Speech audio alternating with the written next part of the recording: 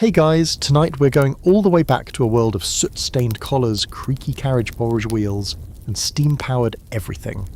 It's the Victorian era, and you, yes, you are about to embark on a journey across 19th century Britain and beyond. Spoiler alert. You probably won't survive this. Not in the modern sense anyway. You'll survive physically, hopefully. But emotionally, spiritually, you're about to be rattled, jostled, and mildly traumatised by the sheer effort it used to take to get anywhere. So before you get comfortable, take a moment to like the video and subscribe, but only if you genuinely enjoy what I do here.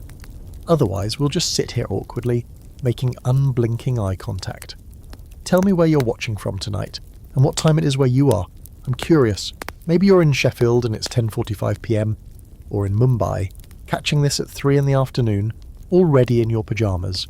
Either way, now's the time. Dim the lights, maybe turn on a fan for that soft background hum, and let's ease into tonight's journey together.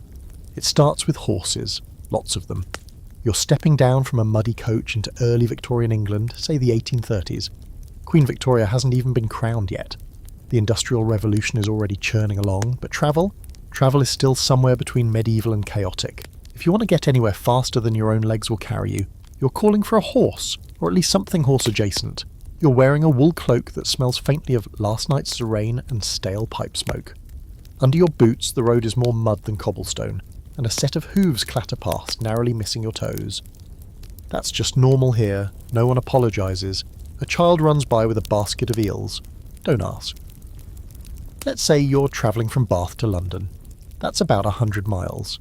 You've opted for the fastest method currently available, a horse-drawn stagecoach.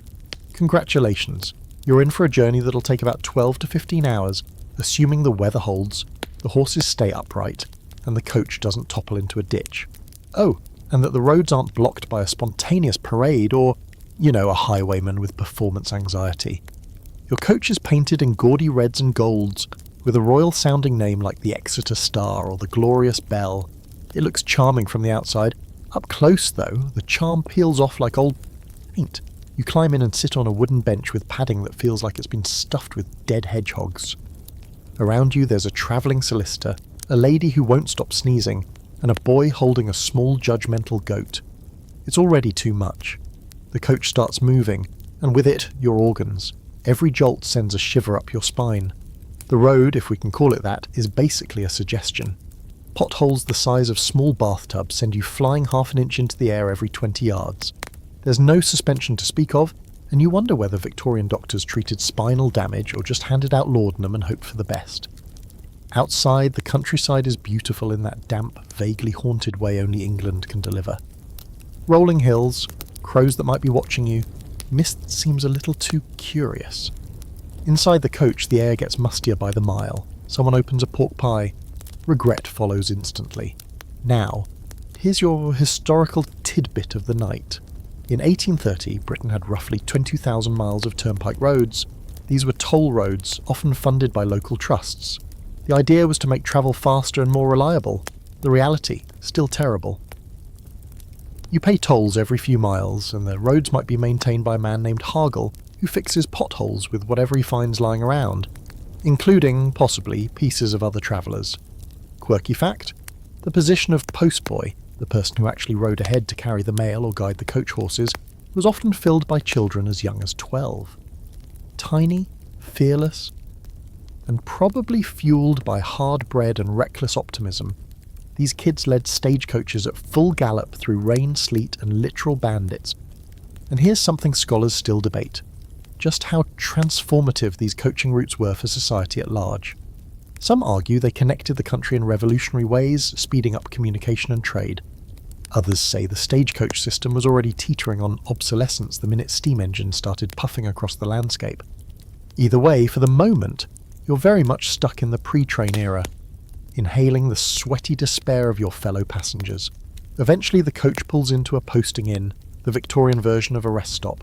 You're given a whole 15 minutes to stretch your legs, grab something hot, usually beer or mutton pie, and maybe switch horses.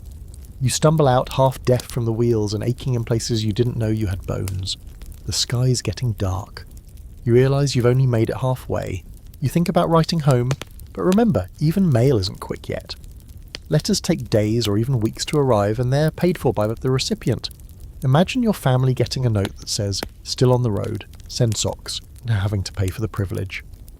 You eventually reboard, finding your seat mysteriously more damp than before. Maybe it's just the mist. Maybe it's the goat.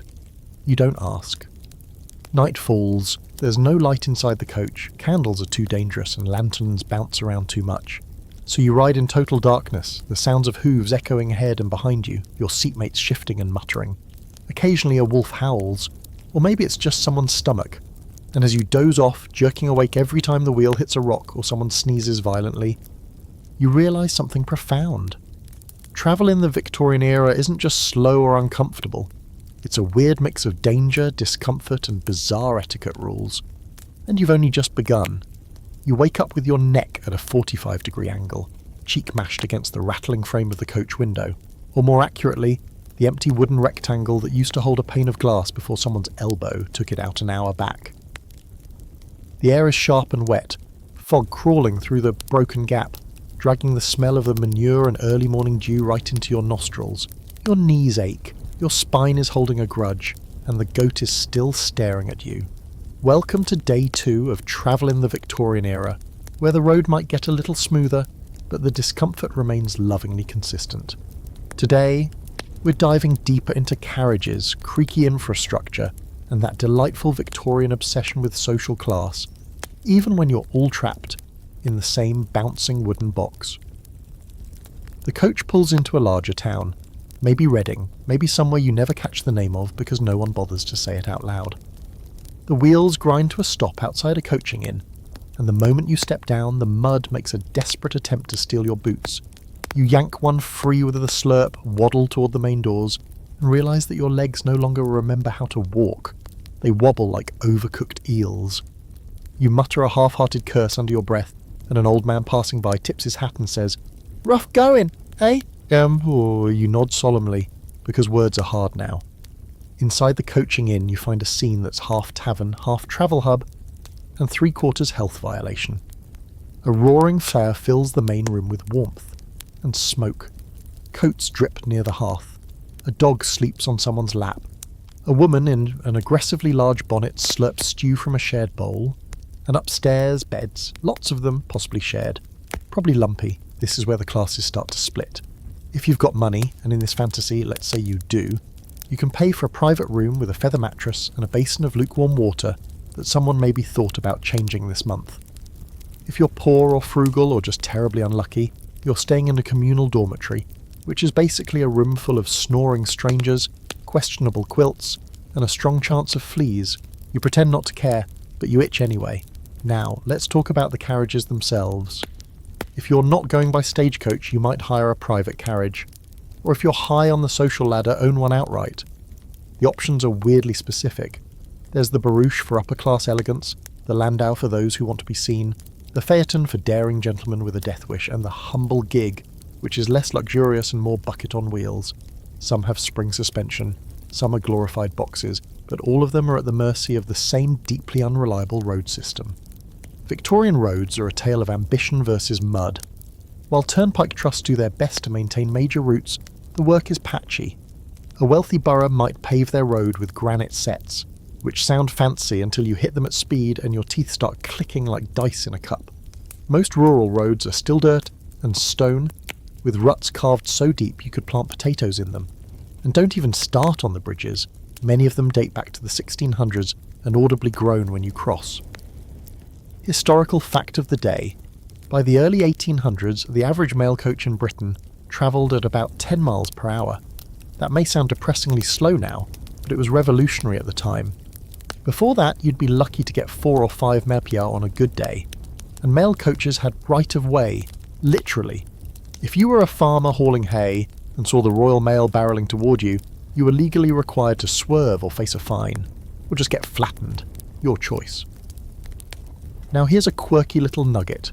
Some of the wealthier carriages had built-in liquor cabinets, like actual minibars, because if you're going to endure 8+ hours of spine-mangling roads and roadside hecklers, you might as well have a bit of port to dull the experience.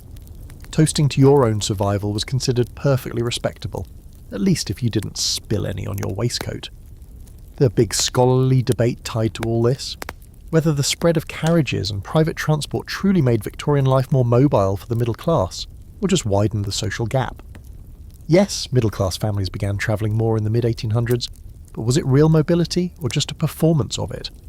Many argue that unless you had land or inherited wealth, you were still largely stuck where you were. The carriages just gave you the illusion of movement, like being on a treadmill in your best hat. Back to you. You're halfway through your second day of travel and have begun to understand that every mile in a Victorian vehicle feels like 3. You pause for lunch, cold meat, dense bread, possibly cheese that's trying to evolve into something else, and find a quiet spot by the stable yard. You watch as fresh horses are brought out for the next leg, snorting clouds into the crisp air. They're beautiful creatures, powerful, exhausted, probably sick of your face already. The coachmaster calls out, "Next stop, London!" and everyone scrambles to reboard.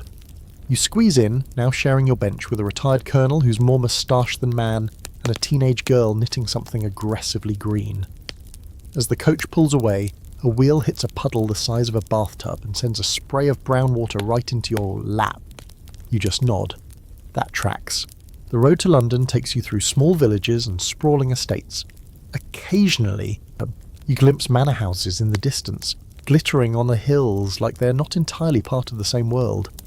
Sometimes you pass foot travellers trudging alongside the coach, beggars, tinkers and tradesmen too poor to afford a ride but too stubborn to stay still. One man pushes a wheelbarrow filled with cabbages and a sleeping dog. You envy the dog.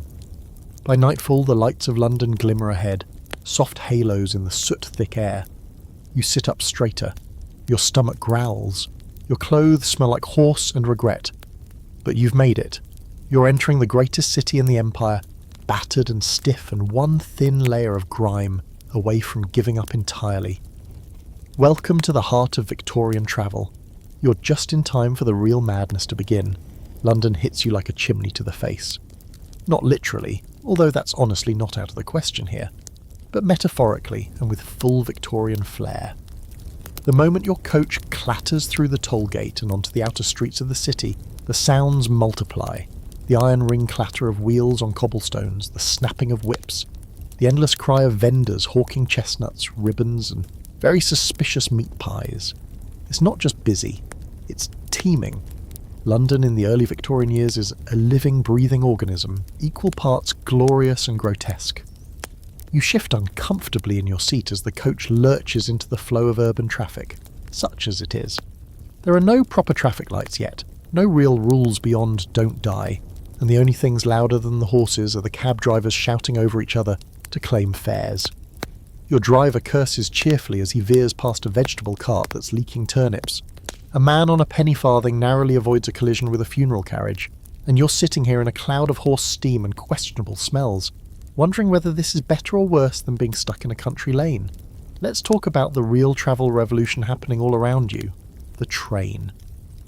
As you edge closer to the heart of the city, you catch your first glimpse of the London and Birmingham Railway station. It's still a new addition to the cityscape, massive, industrial, smelling of smoke and adventure. The station looks like something from a Jules Verne dream, all iron girders and soot-black walls with steam curling up into the rafters like ghostly ribbons. This is the Iron Horse, and it's about to change everything. You step off the coach and stretch for the first time in what feels like 3 centuries. You've arrived near Euston, which in 1837 became home to London's first intercity rail terminal. The station is already buzzing. Men in bowler hats rush to and fro with pocket watches in hand. Porters haul mountains of luggage, including trunks big enough to smuggle a piano. Children cling to nannies, ladies flutter lace-trimmed handkerchiefs, and somewhere someone is definitely crying. It's like the world is speeding up right in front of your face. Curious, you wander into the station. The air inside is a thick, greasy blend of coal smoke and perfume, with a dash of human despair. The train itself looms in front of you, a sleek, snorting beast of metal, steam and promise. It hisses as it waits, trailing thick plumes that smear the gaslight sky above. Passengers climb aboard with the energy of people who know they're entering the future, even if the future smells like burning socks. Time for your historical fact. The first intercity passenger railway opened in 1830, connecting Liverpool and Manchester. It caused an absolute sensation. People weren't sure if it would work or if the human body could survive speeds over 30 miles per hour without turning inside out. Some believed you'd suffocate or go insane. Others were more optimistic, calling it a miracle of science. In either case, people lined up to watch it, and occasionally to lie across the tracks in protest.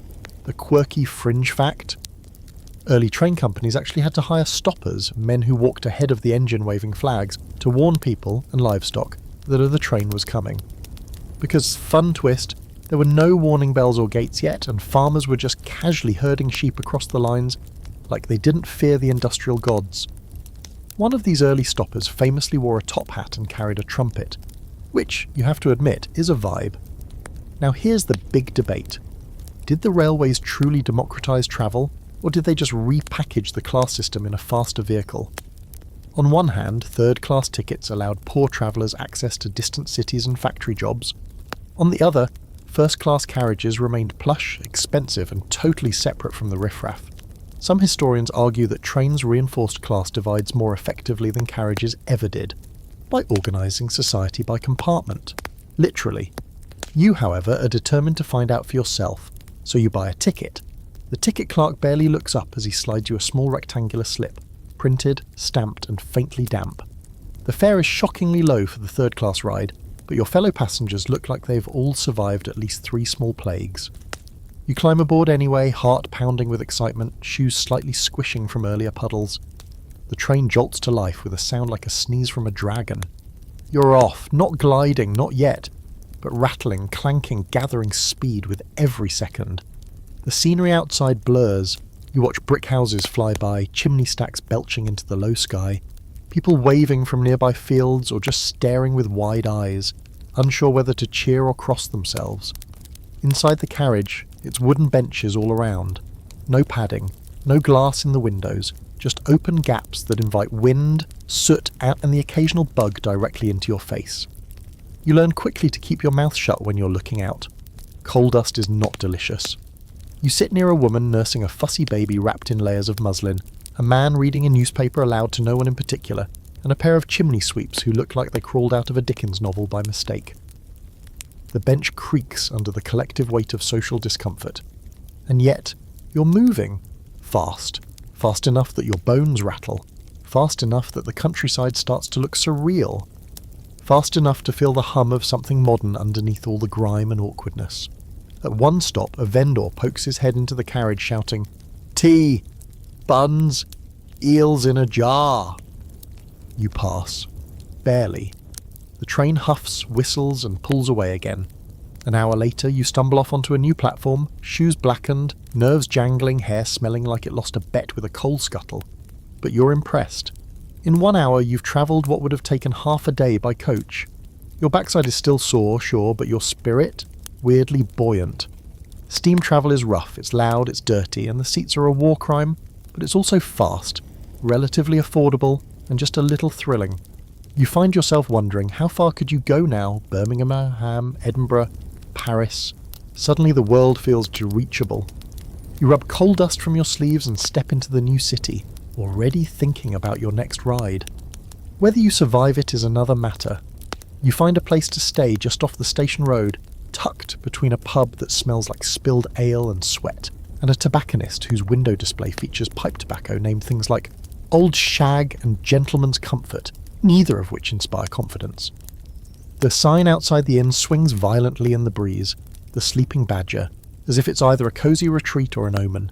You duck through the low door and step inside.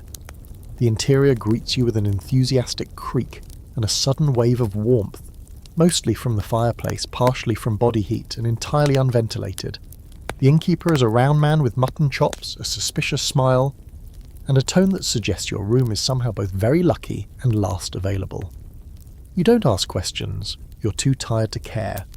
He leads you up a narrow staircase that turns twice, once at an angle that defies logic, and again into a hallway that smells strongly of boiled cabbage. Your room is on the far end. The door sticks, then groans as it opens.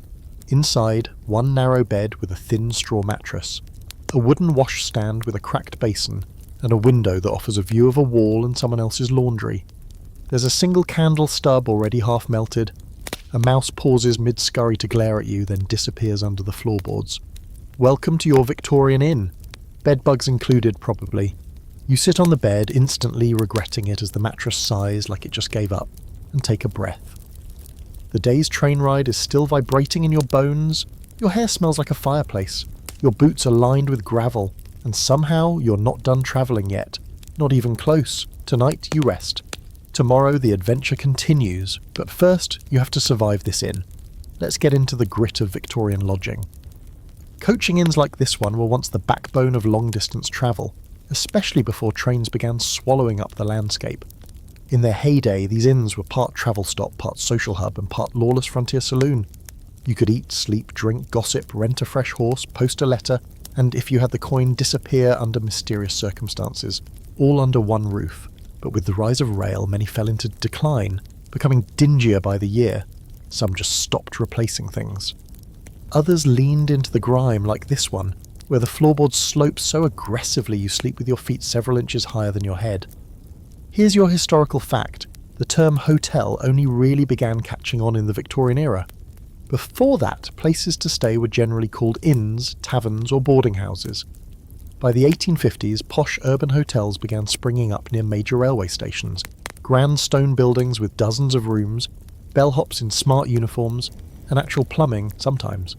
The Great Western Hotel at Paddington, for instance, was one of the first modern railway hotels, and it dazzled with gas lighting and running water, if you could afford it.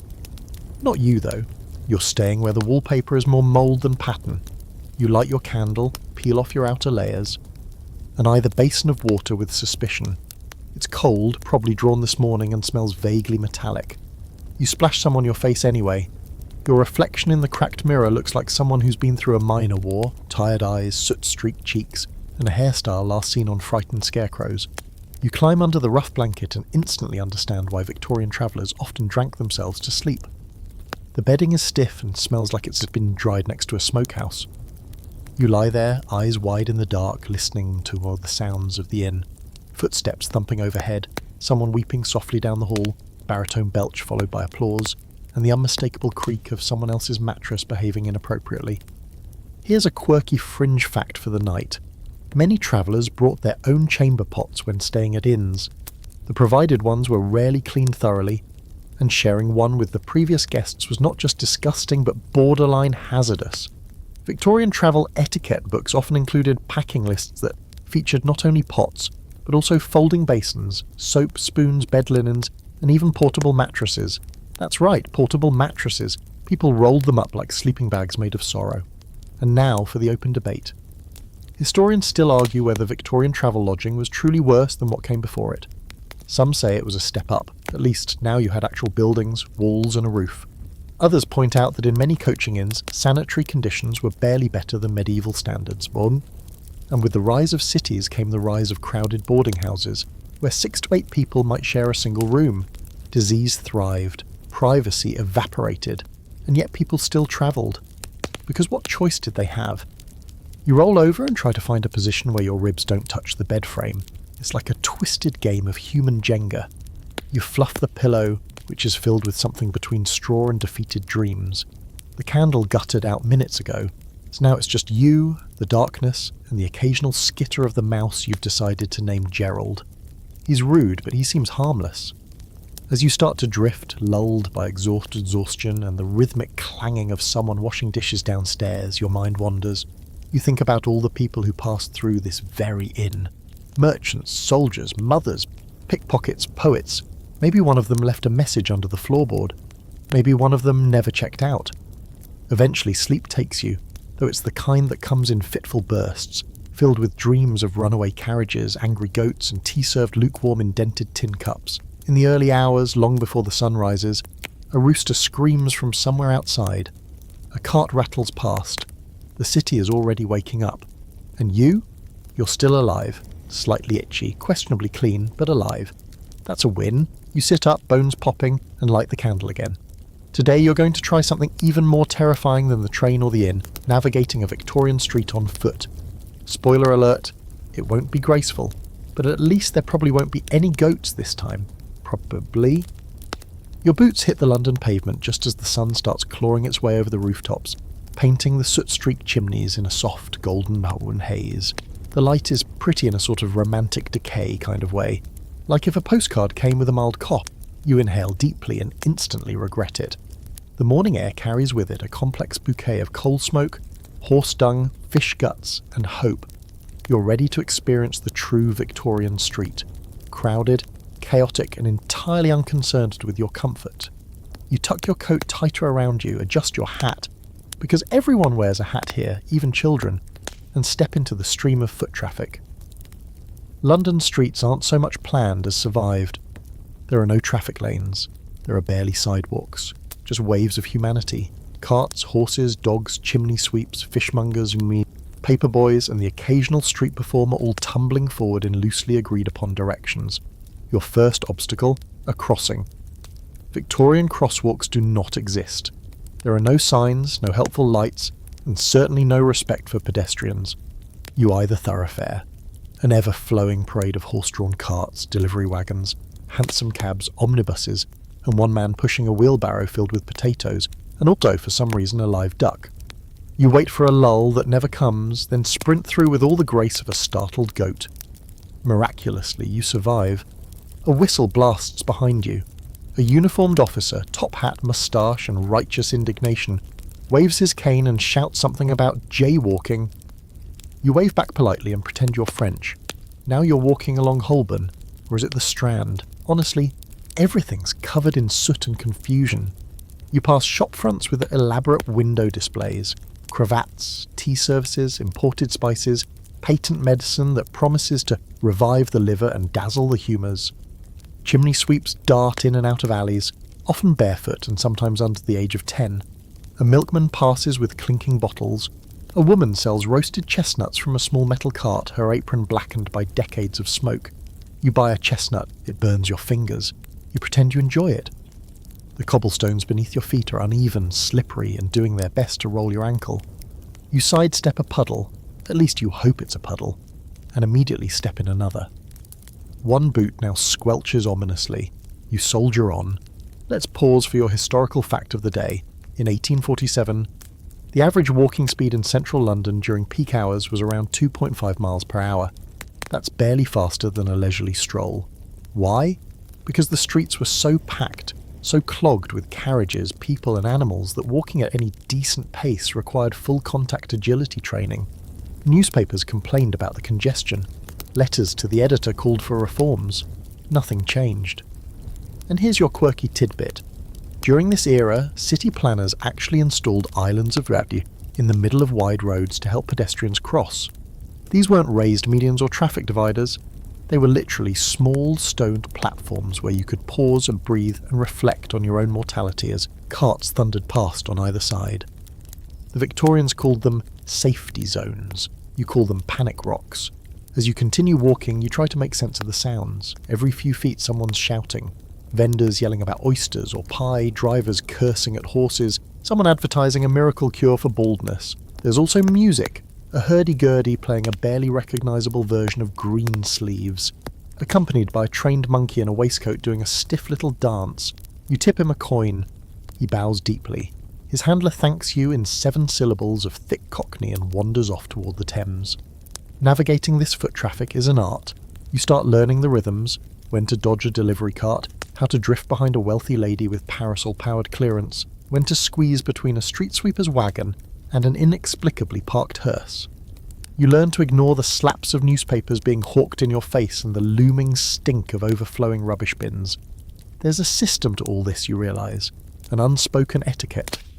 Poorer folk stick closer to the curbs, where the gutters run thick with slop and mystery liquids. The wealthier pedestrians float nearer the buildings, taking advantage of private guards and cleaner paths. Between the two zones lies a slushy middle ground where people like you, travellers, clerks, and the perpetually lost jostle for space. That brings us to today's open scholarly debate. Just how chaotic were Victorian streets, really? Some historians argue they were utter bedlam, verging on ungovernable. Others insist the Victorian city operated on a kind of organised chaos, where informal rules and routines helped keep things from falling apart. The truth probably lies somewhere in the middle. For you, it feels like a polite riot wrapped in horsehair and fog. Speaking of fog, it's rolling in now, Not the romantic mist you see in paintings. This is the real deal. London's infamous pea soupers. A thick yellowish smog of smoke, coal dust and damp air that crawls down your throat and coats your tongue like grease. Visibility drops to 10 feet. The street becomes a blur. People disappear into the fog like ghosts. Somewhere ahead, a bell clangs, warning of an oncoming tram, or maybe it's just someone trying to sell fish again. You consider finding your way into a public omnibus. They've been around since the 1820s, horse-drawn buses that trundle along set routes and offer city dwellers an affordable way to move across town. But the next one that rolls up is already full, with people clinging to the rear steps like shipwreck survivors.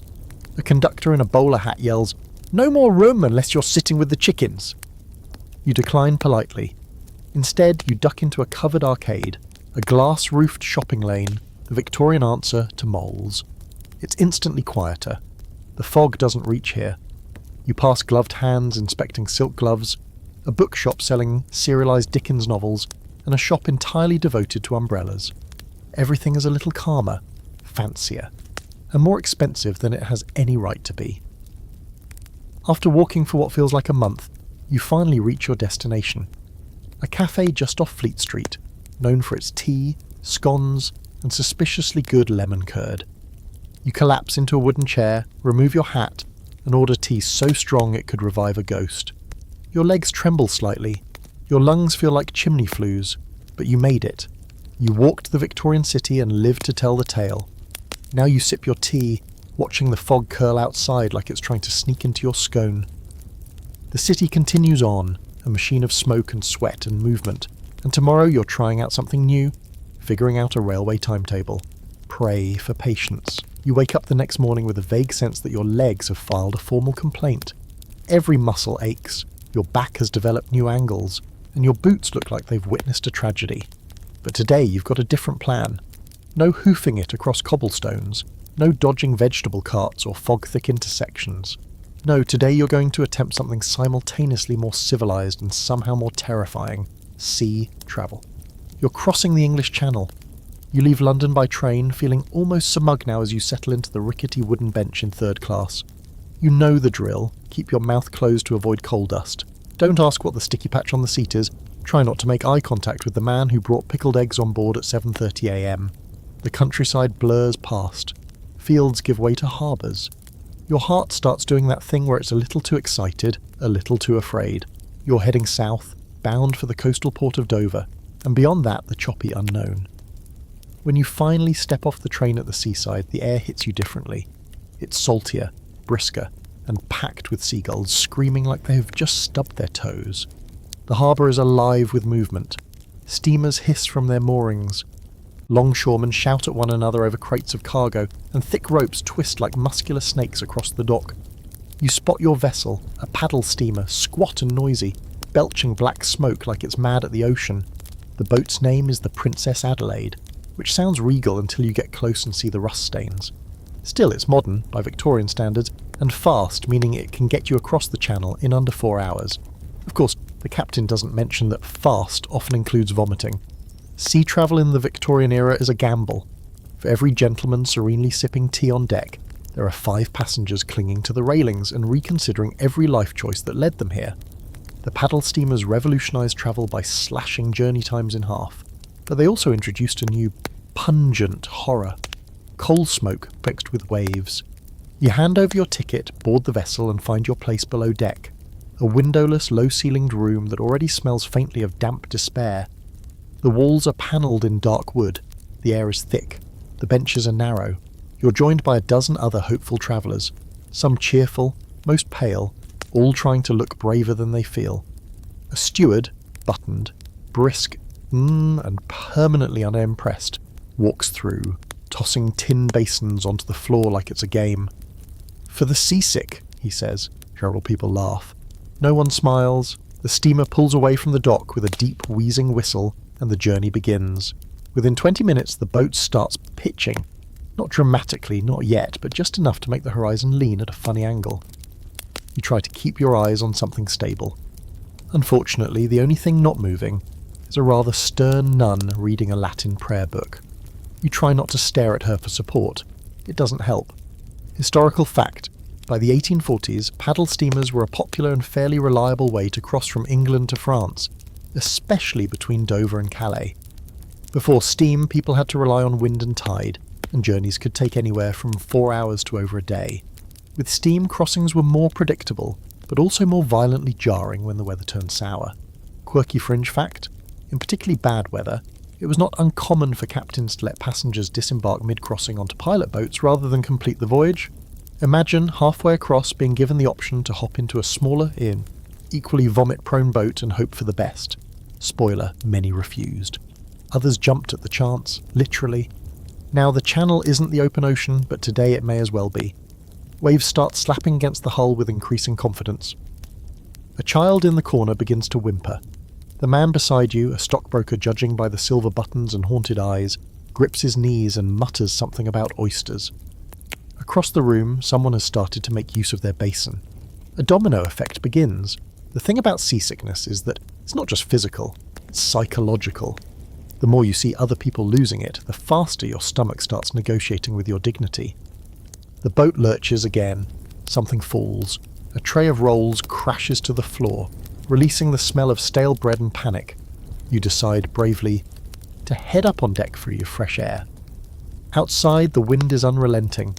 It smacks you full in the face and turns your coat into a flag. Seawater sprays upward every few seconds, catching you right in the mouth. Delicious. You grab the railing and stare at the horizon, determined to outlast your insides. It doesn't work. The scholarly debate here?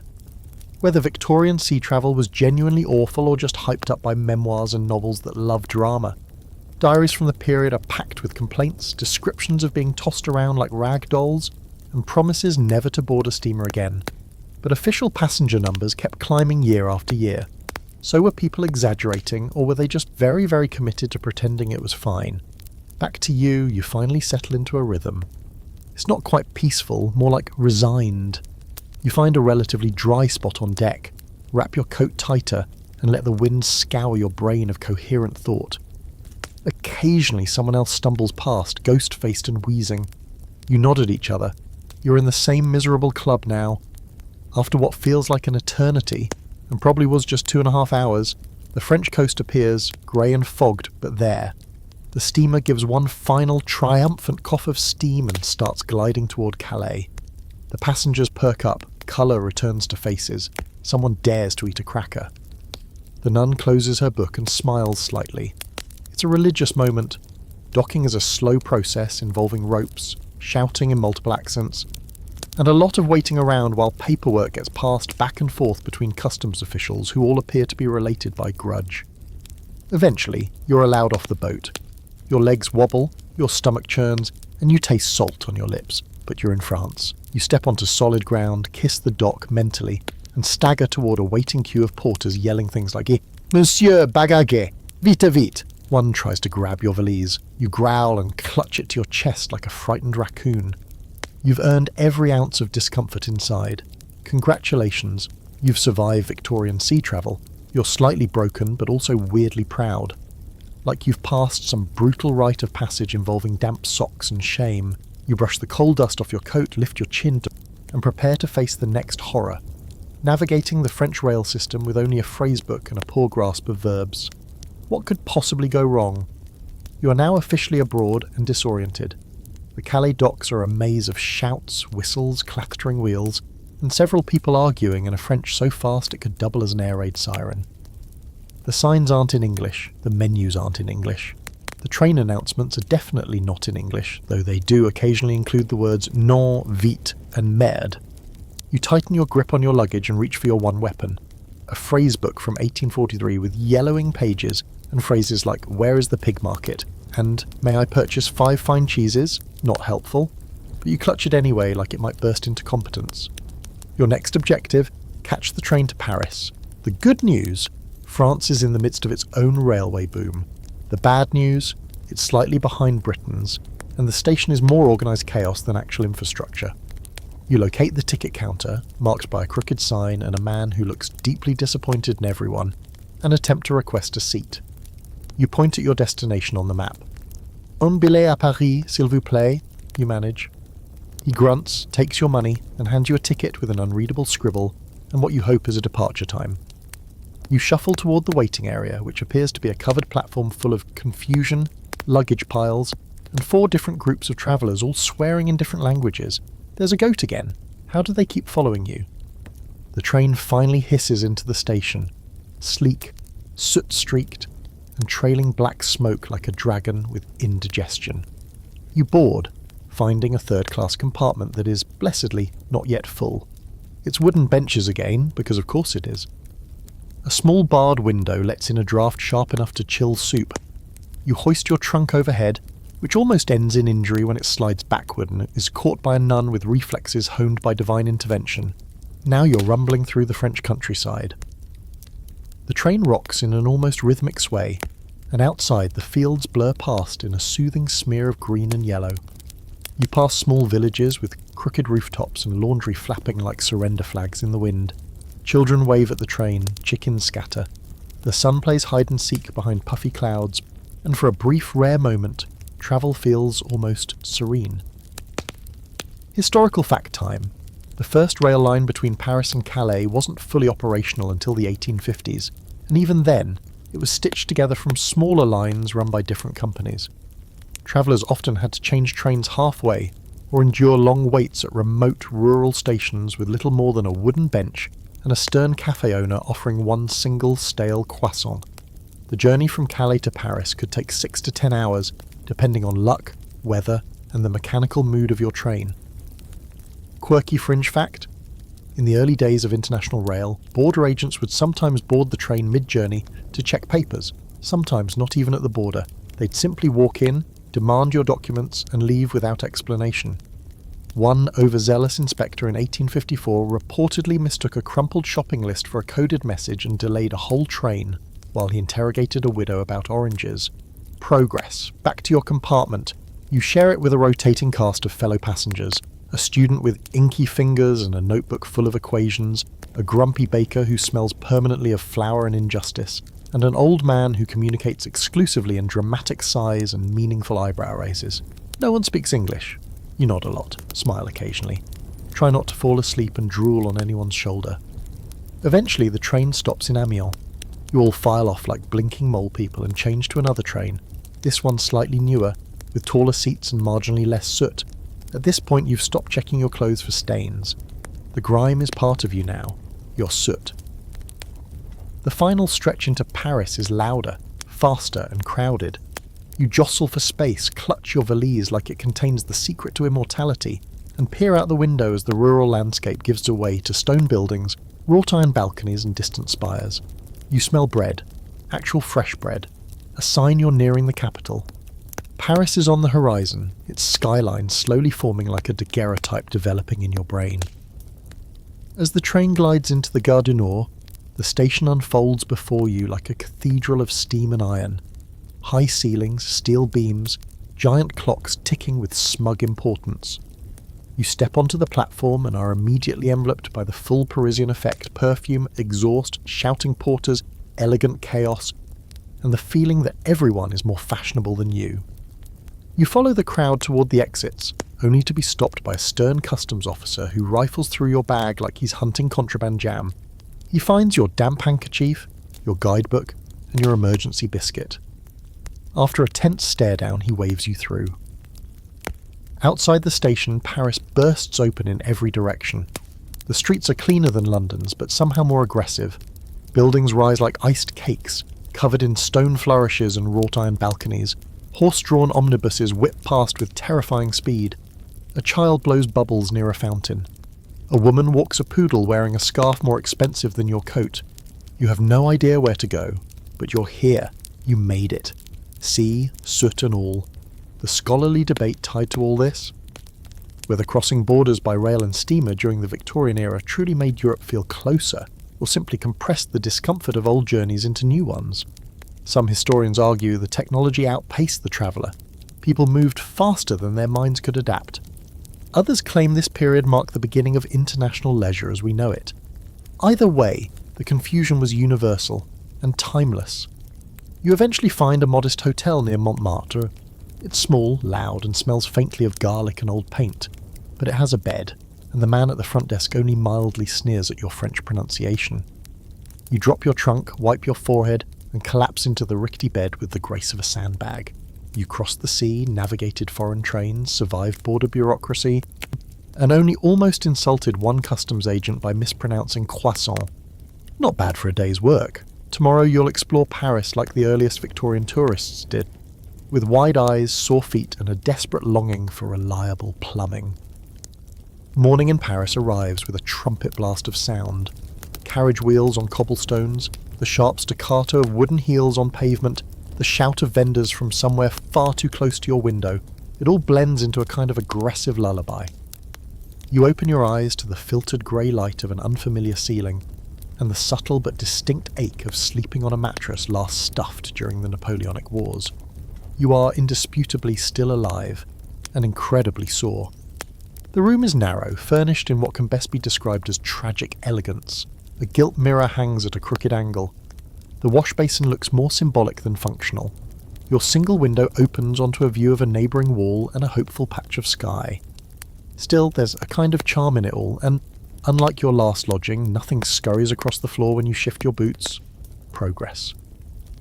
After a lukewarm splash to the face and a breakfast that consists entirely of hard bread, mystery jam, and the tiniest cup of coffee known to man, you prepare for your next Victorian challenge. Navigating the city as a traveller without a chaperone, an interpreter, or any sense of direction. In other words, you're going sightseeing. Stepping out into the Paris streets is like walking into a painting that's trying to shove you. Buildings in warm stone rise with a kind of confident symmetry.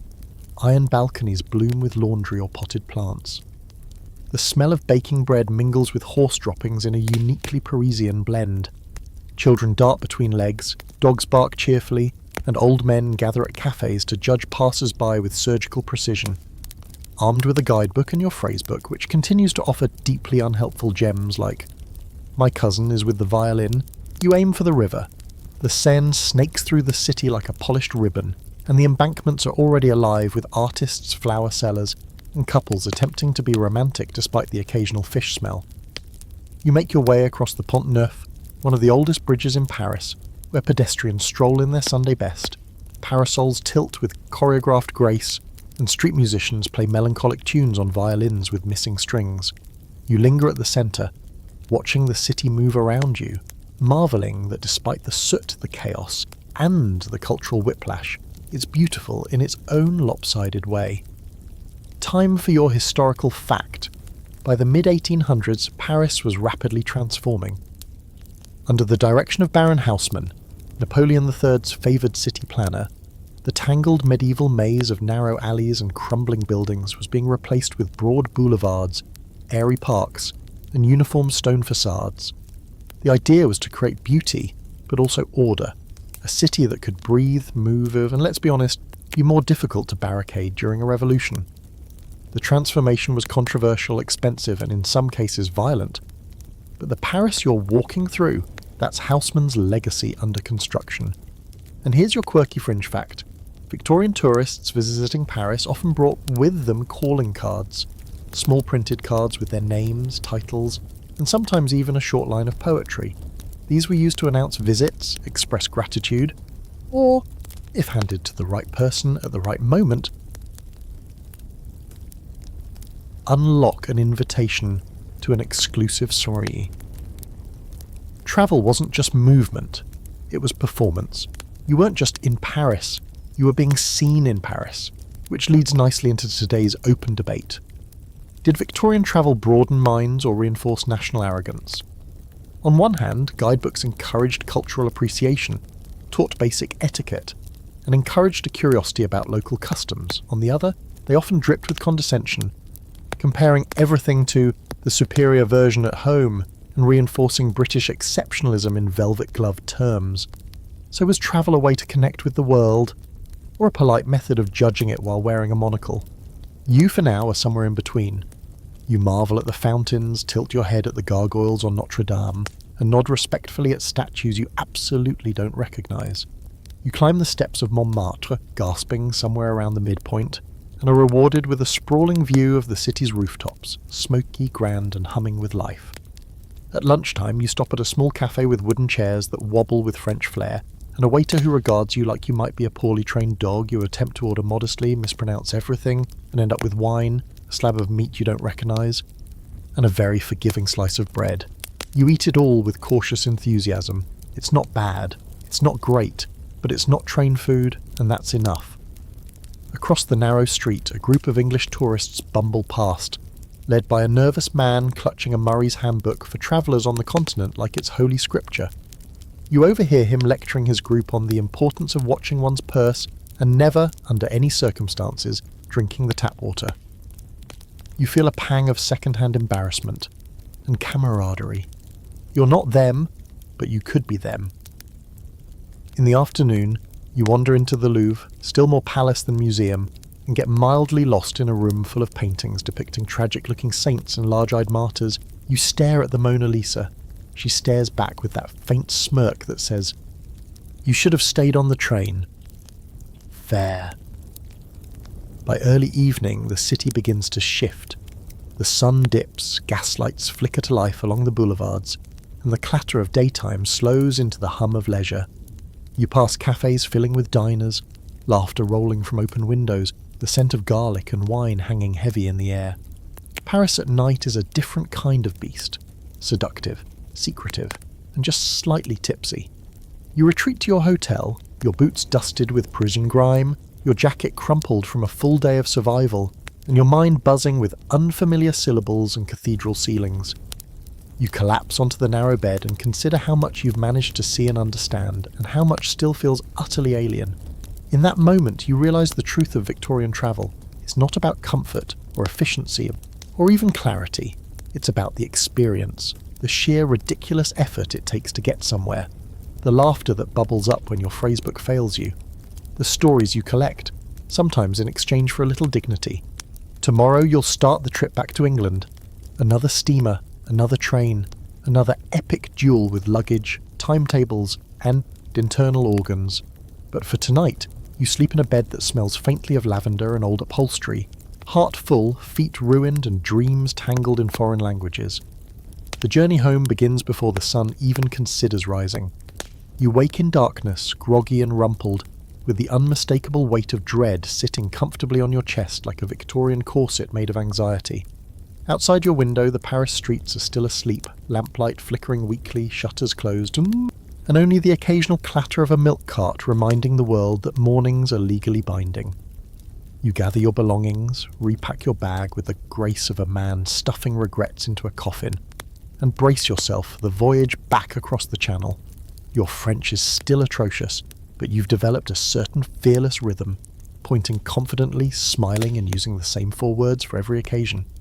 You arrive at the Gare du Nord with time to spare, which you immediately waste trying to find the correct platform because none of the signs match what your ticket says. A helpful station porter gives you directions entirely in French, using enthusiastic arm gestures and a tone that suggests urgency.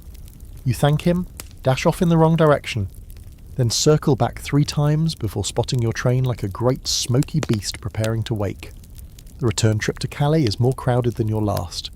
You find a spot in 3rd class, squashed between a young mother travelling with a baby who's already halfway through an emotional breakdown, and an elderly man clutching a taxidermied pheasant like a comfort animal. The air smells like cabbage and wet wool.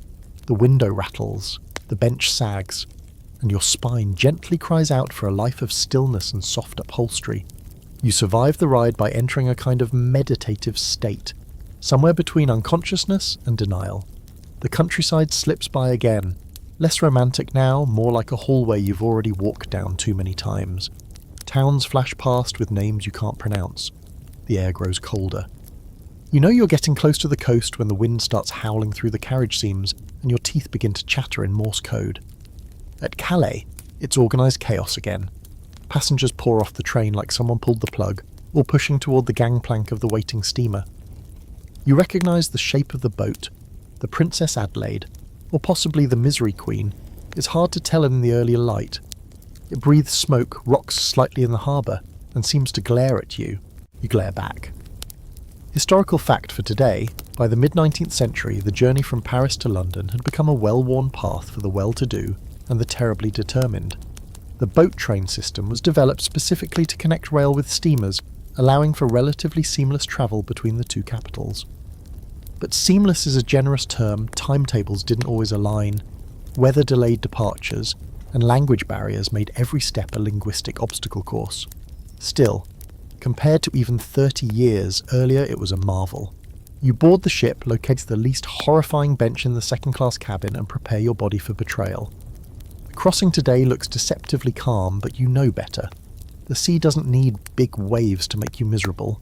It just needs a slight tilt and a well-timed burp of engine smoke. You make it about an hour before the familiar wooziness hits. You shuffle onto the deck for fresh air and find half the passengers already clinging to the rails with the glassy eyes and pale faces. Someone retches behind you. A steward glides past, utterly unbothered, offering hard biscuits as a remedy. You refuse. Your stomach is in negotiations and doesn't want new terms. The debate among scholars. Whether sea travel ever truly improved in comfort until the invention of modern propulsion. Some argue that paddle steamers, while faster, actually made the passenger experience worse due to the noise, vibrations, and unpredictable motion. Others insist it was all worth it for the sheer speed. From days at sea to hours, that's no small feat.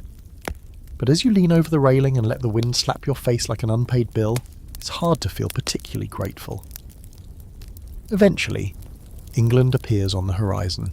Not in a glorious sunrise kind of way, but more like a soggy shrug of coastline. The boat docks in Dover, the sky grey and unbothered, and you stagger off the gangplank with the gait of someone who's just wrestled Neptune and lost. Customs is brief but tense. The inspector opens your bag, pokes through your clothes, lifts a crusty piece of hardtack and says, "Declare anything?"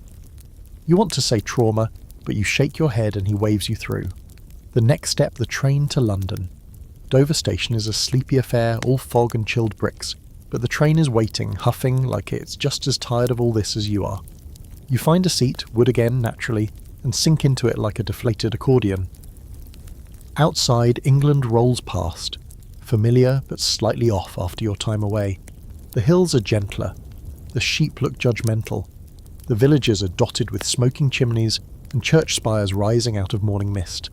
It's less dramatic than France, more resigned, but you're glad to see it. Here's your quirky fringe fact. Victorian trains did not include dining cars in the early years. Instead, passengers were expected to either bring their own food or rely on brief station stops to grab sustenance. These refreshment rooms became infamous for their slapdash service, rock-hard meat pies, and tea that tasted like it had been filtered through an old boot. A particularly savage review from 1852 described one station's meal as an insult served with a fork. You get lucky at your transfer stare. A woman sells you a warm hand pie through the window, and it's the best thing you've tasted in days. Not because it's delicious, because it's not moving. The train creaks its way back into London by late afternoon, and when you finally step off the platform, it feels like a strange kind of homecoming. The city hasn't changed, it's still loud, grimy, and running on tea and desperation, but you have. You've seen other nations smoke now, you've smelled other cities' horses, and somehow you've survived it all. You hail a cab, the horse-drawn kind naturally, and rattle your way back toward the inn. The driver makes small talk about the weather, the roads, and a pigeon he saw steal a sandwich that morning. You smile weakly, heart still swaying like you're at sea. Once inside your room, you fall onto the mattress with an unceremonious grunt. The ceiling stares back. You've crossed international borders, navigated train schedules written by madmen, survived seasickness twice, and managed to not insult an entire culture. At least not deliberately. You're back, slightly soggier, much wiser, and beginning to suspect that your soul has turned into coal dust. And tomorrow you're staying right here. Thank you very much. You're not even leaving the bed unless the inn catches fire. Maybe not even then. You wake the next morning in your London inn with the kind of stiffness normally associated with statues and old bread. Every part of your body cracks, creaks, or complains as you slowly unfold yourself from the tangle of bedsheets and bad dreams. Your eyes blink into the pale, damp light that seeps through the dirty window pane. And for a brief, beautiful moment, you forget where you are. Then your back reminds you, and so does the inn's signature smell. Something between burnt toast, old feet, and boiled linen. But today's adventure doesn't involve oceans or foreign phrase books. Today you're staying local. And by local, we mean plunging straight into the unpredictable, muddy, manure-slick chaos that is Victorian London streets. Not by train, not by foot. Today you're taking the city's most ambitious mode of transport yet, the mail coach. You might think of it as the Uber of the era if your Uber was drawn by 4 frantic horses, driven by a man who looks like he's on his last day on Earth, and scheduled to arrive somewhere between dusk and whenever the wheel falls off. Mail coaches were the pride of the postal system in their time.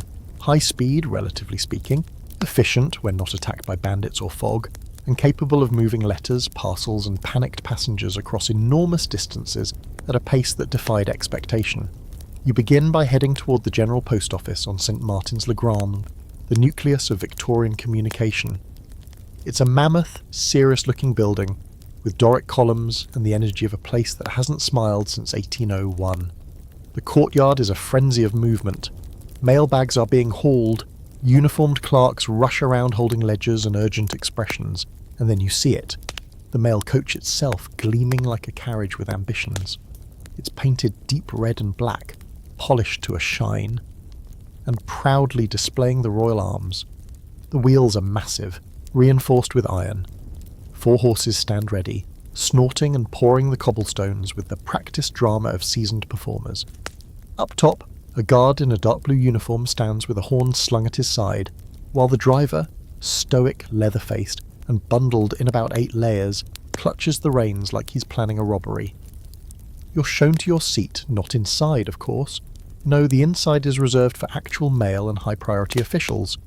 You, dear traveller, get the exterior top seat beside the driver, exposed to the elements, and, given the November drizzle currently sliding down your collar, that element is mostly wet. Historical fact of the day. The Royal Mail coach service began in 1784 and hit its peak in the early 1800s, revolutionising the speed and security of Britain's postal system. Coaches could travel at nearly 8 to 10 miles per hour, including stops to change horses. They followed set schedules, adhered to strict timetables, and were protected by armed guards. Letters that once took days or even weeks could now arrive over online. It was modern magic, powered by oats and desperation. Your journey begins with a blast of the post horn, a sharp, musical wail that signals your departure and clears traffic ahead. Or tries to. Realistically, the streets of London aren't cleared for anything. As the coach lurches forward, you're instantly thrown back an inch, gripping the rail for dear life as the wheels hit a rut that nearly ejects your spleen. The road ahead is a gauntlet. Carriages dart in and out of lanes like drunken beetles. Carts wobble under the weight of turnips. Street vendors wander aimlessly, selling pie crust, and sometimes just the idea of pie. Dogs bark, children dart, fog thickens. You're on a wooden missile piloted by a man with no visible eyelids and a sense of urgency bordering on cosmic. Here's your quirky fringe fact. Guards on mail coaches carried blunderbusses, short-barreled firearms that could fire anything from lead shot to old nails. They were mostly for show by the mid-1800s, but the tradition remained. Many guards treated the job with the ceremony of royalty, dressing sharply, blowing their horns with theatrical flourish, and occasionally shouting insults at rival coaches for sport. You're currently hurtling toward Oxford, supposedly. The coach bounces, wobbles, and occasionally defies physics as it swings signs around tight corners at alarming speed. At a posting inn, you stop for just 4 minutes, long enough to change horses, slap some mud off your coat, and attempt to locate your lower vertebrae. Then it's off again. Here's the open scholarly debate of the day. Were mail coaches genuinely safer and more efficient than earlier forms of transport, or just glorified gambling machines with horses? Some argue they were marvels of engineering and organisation. Others point out they often overturned. The roads were a mess, and on time was a loose concept when snowstorms, floods, or drunk drivers, yes, even then, were involved. There's truth on both sides, especially if you're currently clinging to a railing while the coach fishtails through a puddle the size of a bathtub. You pass through villages and towns, the countryside flitting past in cold blurs.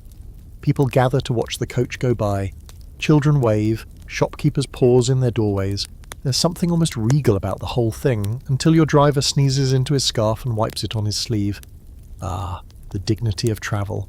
By the time you reach Oxford, it's dusk. Your coat is soaked, your knees are numb, and your hair has taken on the shape of someone who's seen too much. You climb down from the coach like a man aging in reverse, joints cracking like kettle corn. You're greeted by the smell of damp hay and roasted meat, both promising and suspicious. You check into a local inn. The innkeeper eyes you, then says, "Mail coach, was it?" You nod. He gives a sympathetic grunt, offers a key, and tells you the bathwater's still warm, probably. You hobble upstairs, peel yourself out of your coat, and drop into the chair by the window. And as you watch the coach thunder off again in the distance, horn blaring into the fading light, you realise something strange. You miss it already. The wind, the adrenaline, the sheer lunacy of moving that fast in a wooden box. It was awful. It was exhilarating. And you might just do it again, but not tonight. Tonight, you're going to sleep somewhere inside, or on a mattress that doesn't sway, with walls that don't whistle. If the bedbugs want to rumble, they can do it quietly. You wake up stiff, sore, and entirely unsure what century you're in. For a few blissful seconds you lie there in the lumpy bed of your Oxford inn, letting the morning sounds drift in, the clatter of hooves on stone, the distant clang of a bell, someone yelling about bread in a voice that suggests they've been awake since 1632. You sit up slowly, every joint protesting like it's been personally wronged.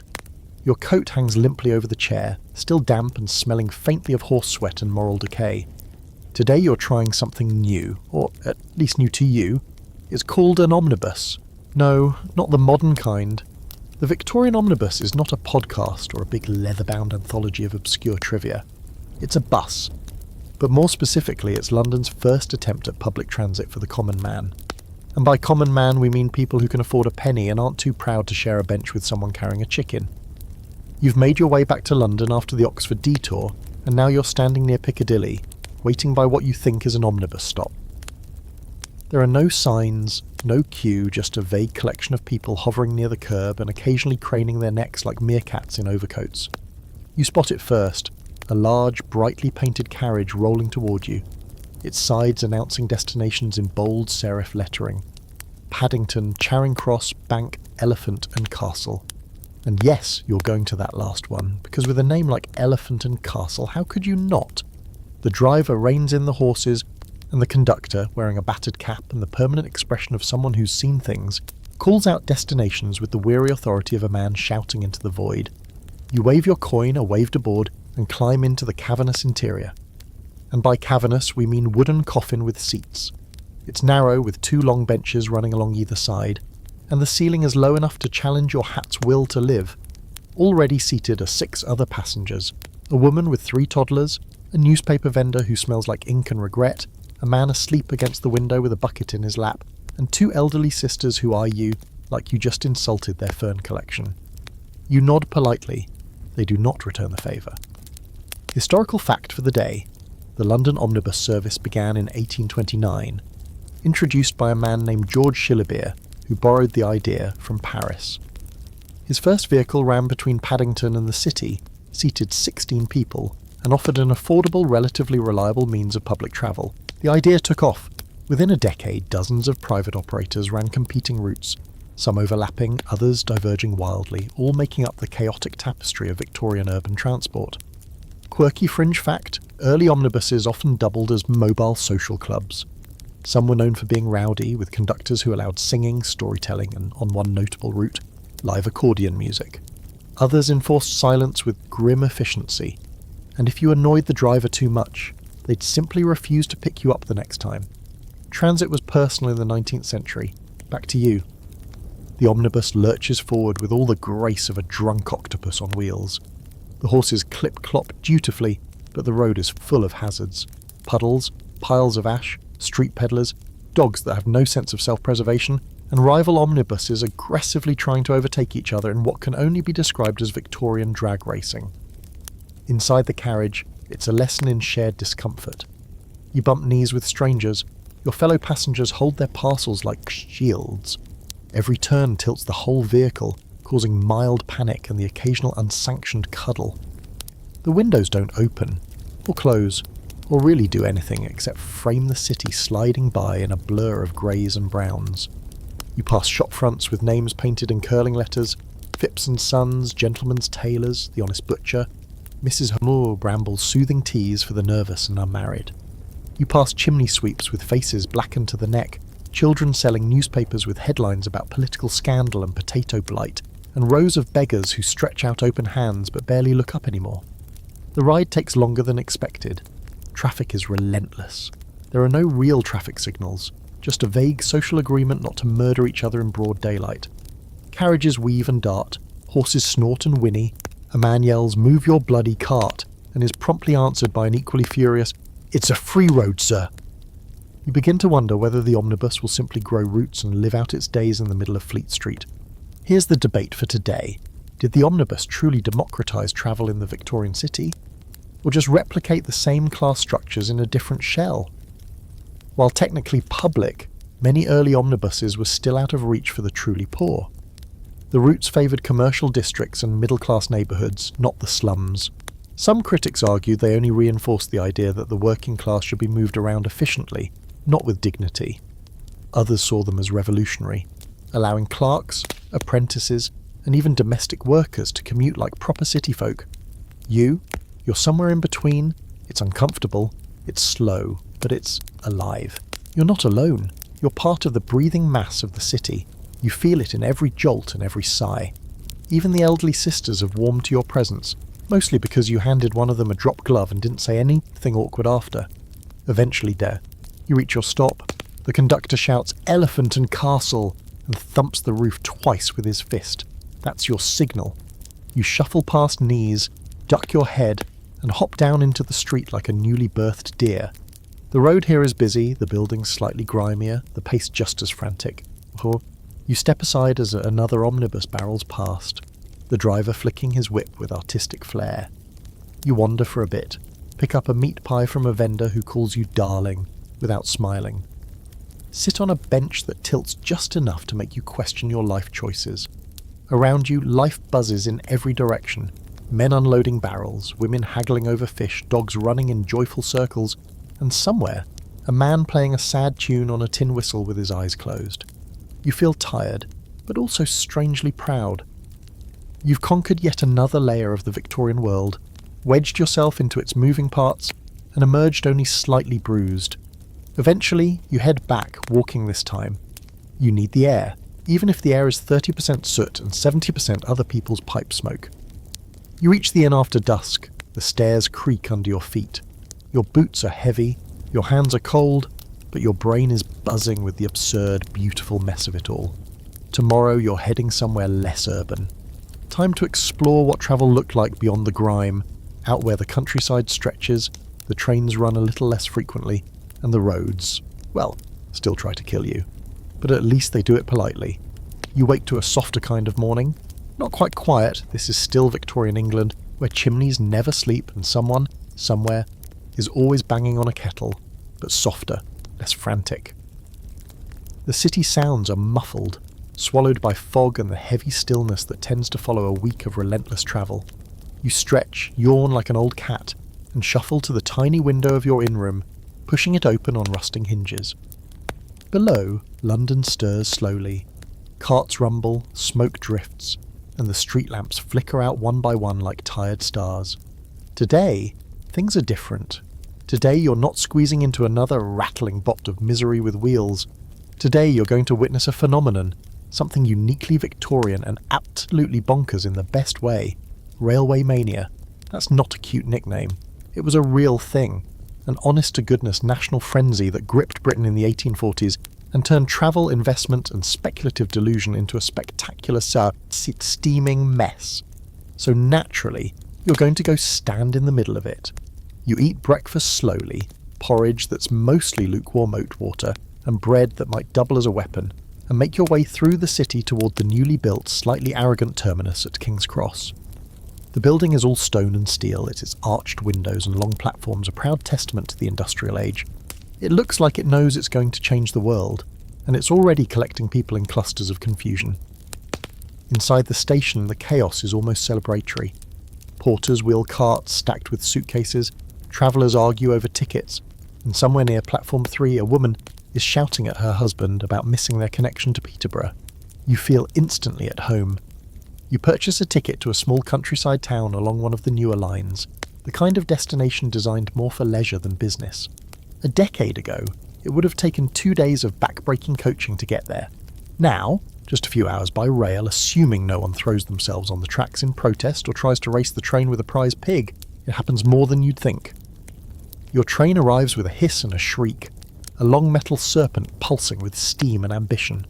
You climb aboard and settle into a second-class carriage, not quite luxury, not quite livestock transport. The seats are padded with something attempting upholstery. The windows rattle, but remain mostly intact. You count that as a win. Historical fact of the day. During the 1840s, Britain entered a speculative frenzy known as railway mania, when investors from all walks of life began throwing money into new railway companies. Everyone wanted a piece of the future. Parliament approved hundreds of lines. Tracks were laid at breakneck speed, often by navvies, tough labourers working under brutal conditions with picks, shovels, and barely a whisper of safety regulations. The result? Thousands of miles of railway, rapid travel between cities, and one of the greatest stock market bubbles of the century. Your train pulls out of the station and begins weaving through the growing skeleton of this new network. Crisscrossing lines, overlapping tracks, towering viaducts, and tunnels that cut through hills like scars. You pass stations still under construction, their signs leaning at drunk angles, platforms half paved. At one stop, a goat is being stubbornly convinced to disembark. It does not appear to be travelling willingly. Seated across from you is a man in an enormous coat with a briefcase and a bandaged thumb. He's explaining to his seatmate without prompting that he's as invested in 3 new railway companies, one of which doesn't technically have a train yet. "But it will," he says, eyes glittering. "Oh, it will. Imagine London to Leeds in under 5 hours. His companion nods, impressed or just scared. You glance down at your newspaper, which is thick with headlines about railway stocks. Fortunes made, fortunes lost, angry letters to the editor, excited letters from landowners, and one suspiciously detailed diagram of a proposed line that would tunnel directly under Buckingham Palace. It's not clear whether the Queen knows. The countryside rolls past in green and gold ribbons. You cross fields dotted with sheep, small stone bridges, and tiny villages still blinking in disbelief that a train now stops there twice a day. At one such town, a farmer and his children stand near the track waving with wild enthusiasm. The train doesn't stop, but the wave feels ceremonial, like they're welcoming a god.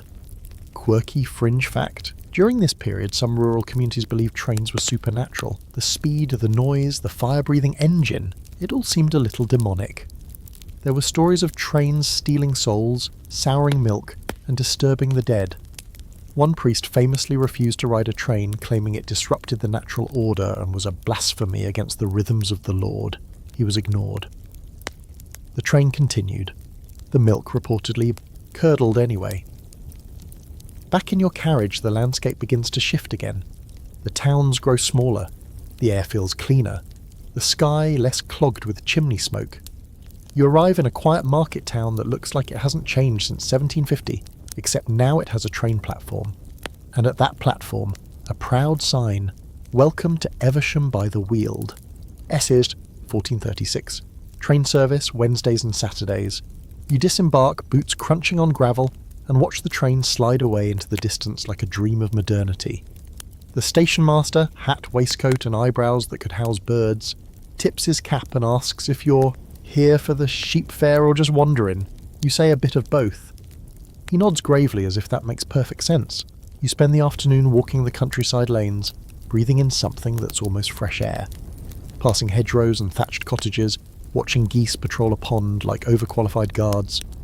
The pace here is slower, the silence deeper. You hear your own thoughts again, and they seem to be saying, why don't we live here? Here's the big debate of the day. Did railway mania overpromise and underdeliver? Some historians argue that while the frenzy led to wild speculation and financial ruin for many, it also laid down the bones of a transport network that still serves Britain today. Others insist that it was an example of dangerous capitalism run amok, with entire towns scarred by projects that were started and never finished. The truth? Probably a mix of the two: greed, ambition, innovation, and the occasional goat all tangled together. As the sun begins to dip, you board the return train, this one almost empty, the sound of the wheels hypnotic as they roll through the dusk. You think of all the people who've sat in these wooden benches, watching the world blur past, wondering what came next. Merchants, schoolteachers, honeymooners, bankrupt investors, families chasing factory work. The train doesn't just move you across land, it moves you into the future. You arrive back in London just as the gas lamps flicker to life. The city greets you with its usual mix of smoke and drama. You're exhausted, slightly chilled and covered in travel grime. But your mind is electric. You've felt the hum of a nation in transition. You've ridden the veins of empire. And somehow you still haven't lost your boots. You return to your inn, nod to the same innkeeper who hasn't blinked in 3 days, and head upstairs. Your room welcomes you with the creak of old floorboards and the faint smell of boiled cabbage, which you're now weirdly fond of. You sit on the bed, exhale, and think, what madness will tomorrow bring? Spoiler, it involves food and disappointment, but that's for the next leg. You wake to a new sound, your stomach staging a full-blown rebellion. It grumbles, groans, and makes an unholy squelching noise that could summon livestock from 5 miles away. Travel has dulled your appetite lately, not because of any particular virtue, but because Victorian transit and dining are sworn enemies. Still, today you've decided to take on the ultimate test. Eating while in motion. That's right. You're going to attempt something few dare to dream. Meals on wheels, 19th century style. You get dressed, button up your coat, and step out into a morning painted in beige and soot. The sky has no ambition today, and the street lamps flicker out with a kind of weary resignation. You've arranged for passage on a train heading north, and your mission is simple. See if it's possible to eat during a Victorian rail journey, without emotionally or physically falling apart. At the station, you purchase a second-class ticket from a man who barely looks up, scribbles something on a small slip of paper, and passes it to you like a threat. The train is already hissing, its engine coughing thick black smoke into the air like it's trying to chase the sun back into bed. You board with the slow dread of someone stepping into an experiment they did not sign up for. Your carriage, of course, has no dining car. Dining cars aren't standard yet, they're new, controversial, and mostly reserved for long-distance luxury lines or services trying to impress someone. No, your options are limited. You've brought a food parcel assembled from a grim selection of offerings at the station refreshment room, and you're about to discover just how bleak a mobile meal can get. Historical fact time. Prior to the widespread adoption of dining cars in the late 19th century, railway meals were generally eaten during scheduled stops at station refreshment rooms. These rooms were infamously awful, rushed, crowded, and notorious for their dry sandwiches and lukewarm tea. Passengers had only minutes to order, eat and reboard, often leading to mass panic, indigestion and missed trains. Think of it as fast food, but slower, sadder, and with a 40% chance of tripe. You settle into your seat, unwrap your breakfast, and behold the horror. Item 1. A sandwich that appears to be cheese, though the colour is ambiguous. It's been pre-cut into triangles, but the bread has reabsorbed itself into the texture of a damp envelope. Item 2. A boiled egg which rolls off your lap immediately and lodges under the seat in front of you, where it will almost typically become part of the train's architecture. Item 3. A tin mug of tea so bitter it could host a political podcast. The train lurches forward. You bounce. Your sandwich bounces. The man beside you, reading a pamphlet titled "The Sins of Undercooked Vegetables," glares at you for existing. You attempt a bite. The bread squeaks. The cheese refuses to commit.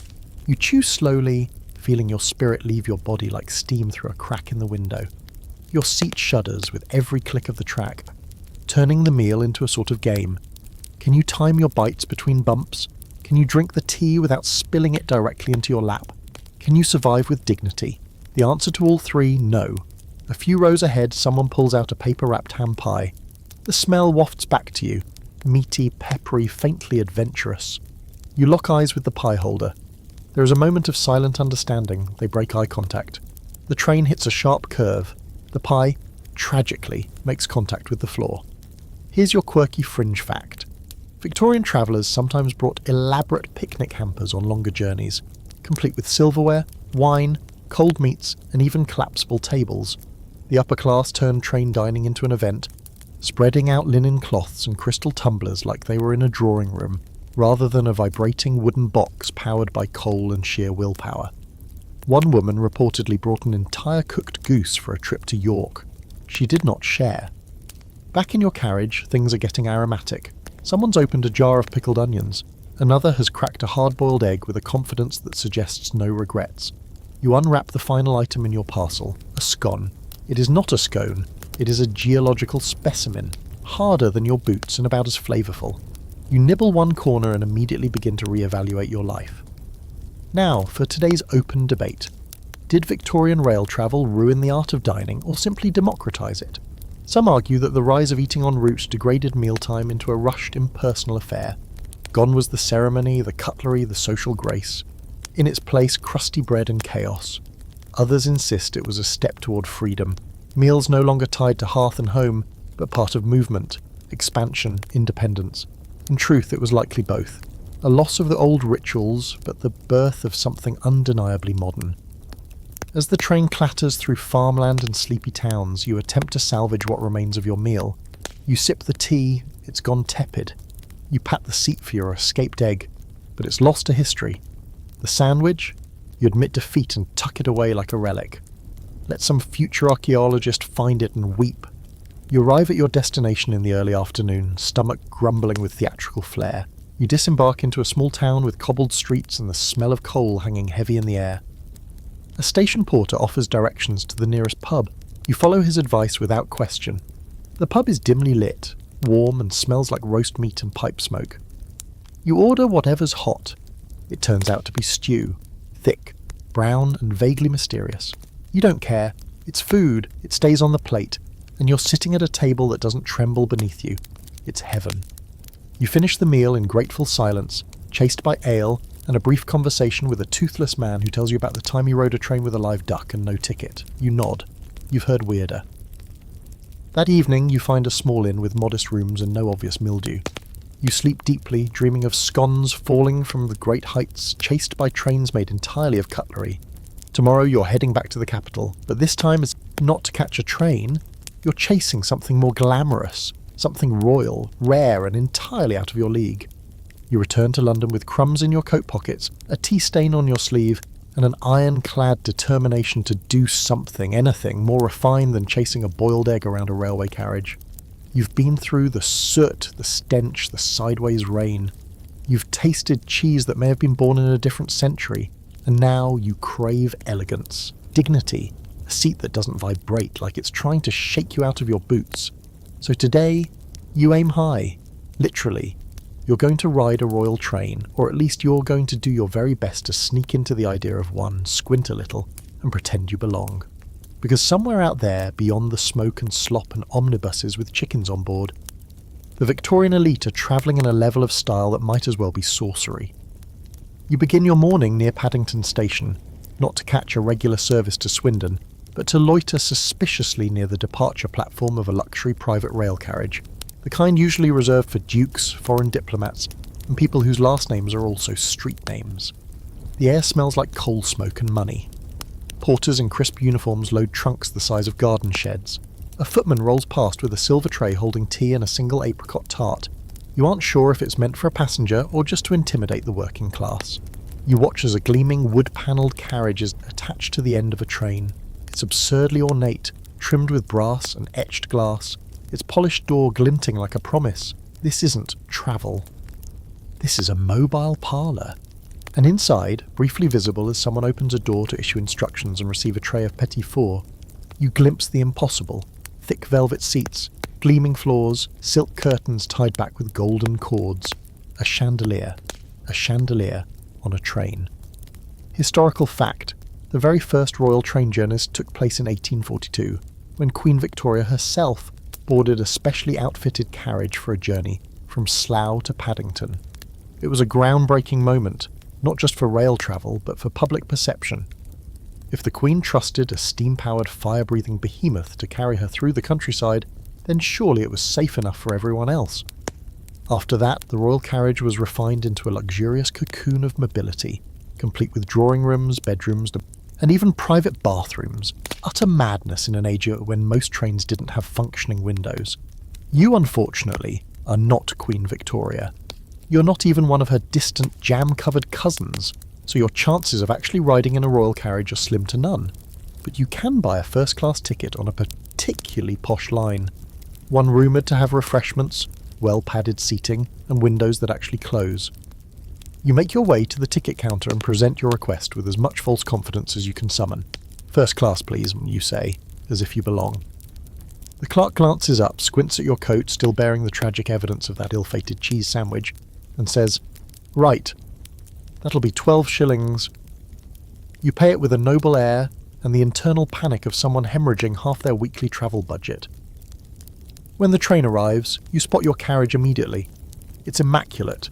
Lacquered panels, gold-embossed signage, and porters who nod at you without making you feel like you're actively lowering the tone. You climb aboard and step into what feels like another world. First class, in this case, means wide leather seats that don't squeak, armrests that don't give splinters, and actual carpeting underfoot. There are gas lamps on the walls and brass fixtures polished so aggressively they reflect your astonished face back at you like an accidental self-portrait.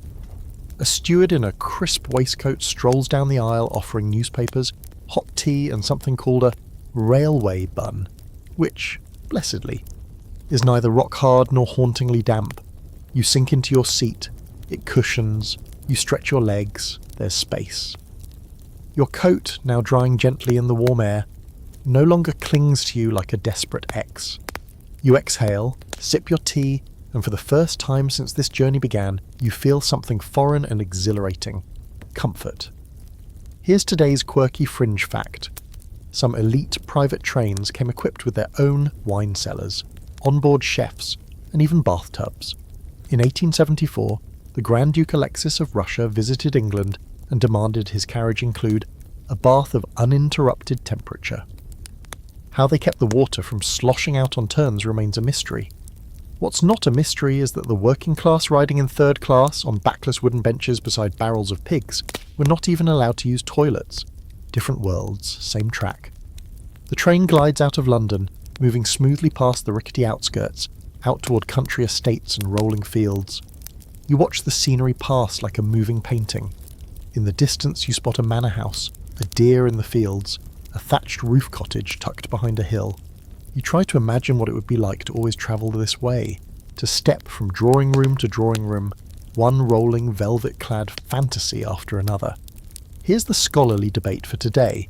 Did luxury travel in the Victorian era mark genuine progress, or simply reinforce the class divide?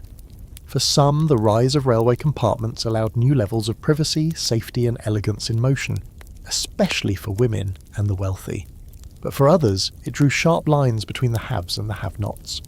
Separate cars, separate services, even separate doors. First class could sip tea while third class froze in open wagons. So, advancement or gilded segregation. You take another sip of your now cooled tea and wonder how many people on this train have ever seen third class. You remember the bench with the cracked seat, the woman clutching a biscuit tin like a survival kit, the kid selling pickled eggs out of a hat, all heading to the same station. All part of the same empire, just with wildly different upholstery. As you pull into your destination, one of the genteel spa towns north of the city, you step off with a touch of melancholy. The platform greets you with a soft mist and a row of carriages waiting like sleepy horses. Your boots hit the gravel gently. You feel different, not just cleaner but older, wiser, slightly more judgmental. You glance back at the train as it huffs away, its polished windows gleaming in the fading light. Somewhere in there, someone is sipping brandy beside a mahogany writing desk. You, however, are eyeing a humble inn on the corner with soup advertised in the window. And that's fine. You had your taste of royalty. Now it's back to your roots. You check in, drop your luggage, and change into dry socks that feel like a religious experience. Tomorrow you'll return to the common carriages. But tonight, you lie on a mattress that doesn't try to kill you and think, so that's how the other half rides. The next morning you wake in a bed that feels suspiciously horizontal, which is unsettling because you're no longer used to horizontal things. Your body, conditioned by a week of carriages, trains, and seats apparently carved from driftwood, lies perfectly flat, almost insultingly comfortable. You blink at the ceiling of your modest inn-room in Harrogate, the spa town where wealthy Victorians came to detox, retox, or find excuses to day drink under the guise of taking the waters. You didn't come for the water. You came to see how the other half travels when they're not riding in velvet-draped railway carriages or being hand-fed grapes by a valet named Clive. Today you're not hopping into a mail coach or riding third class between barrels of dried herring. Today you're going abroad again, not across the sea but outward, into the far-flung edges of the empire. Because Victorian travel wasn't just about exploring the next town or taking tea in Brighton, it was about conquest, curiosity, colonisation, and really long boat rides with too many waistcoats. So you're going to do what hundreds of Victorians did, travel abroad. No, not to sip wine in Provence or mispronounce Italian cities. You're heading toward the jewel in the Imperial crown, India, or at least you're going to experience what it would have been like for a proper 19th century Brit to journey to the east, armed with tea leaves, linen suits, and enough arrogance to smother an elephant. You start by heading south again, back toward London, back toward the docks, where the journey begins. The train ride is uneventful, mostly because your standards for eventful now include derailment and food poisoning. You arrive at the docks just as the mist rolls in, cloaking the ships in fog and giving everything the look of a dream, or a warning. The Thames dinks, sailors shout, cranes creak and groan. Your ship awaits, a massive steamship bound for Bombay. The steamer is a hybrid creature, part sail, part smoke-belching engine, symbolic of an empire that still can't decide if it wants to be ancient or modern. You board with the rest of the civilian passengers, a polite term for merchants, missionaries, officers, and the occasional wide-eyed writer hoping to gather exotic tales and possibly dysentery. Historical fact for today. Before the Suez Canal opened in 1869, British travellers bound for India typically sailed around the Cape of Good Hope, a months-long journey that tested patience, health, and how well your upper lip could remain stiff in a monsoon. After the canal opened, the route shortened dramatically.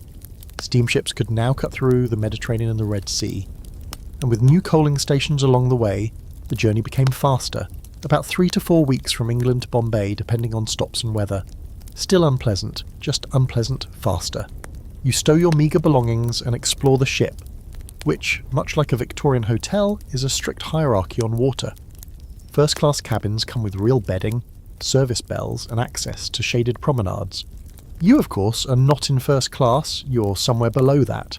Your bunk is narrow, the air is thick, and your cabin mates are 2 minor clerks and 1 young man with an aggressive moustache who insists on discussing cricket at every opportunity. The first few days at sea are manageable. The water is calm, meals are served on schedule, though you're quickly reminded that on schedule doesn't mean good.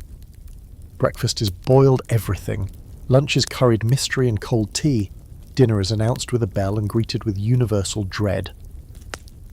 And then, somewhere off Gibraltar, the weather turns, the sea heaves, the sky goes grey.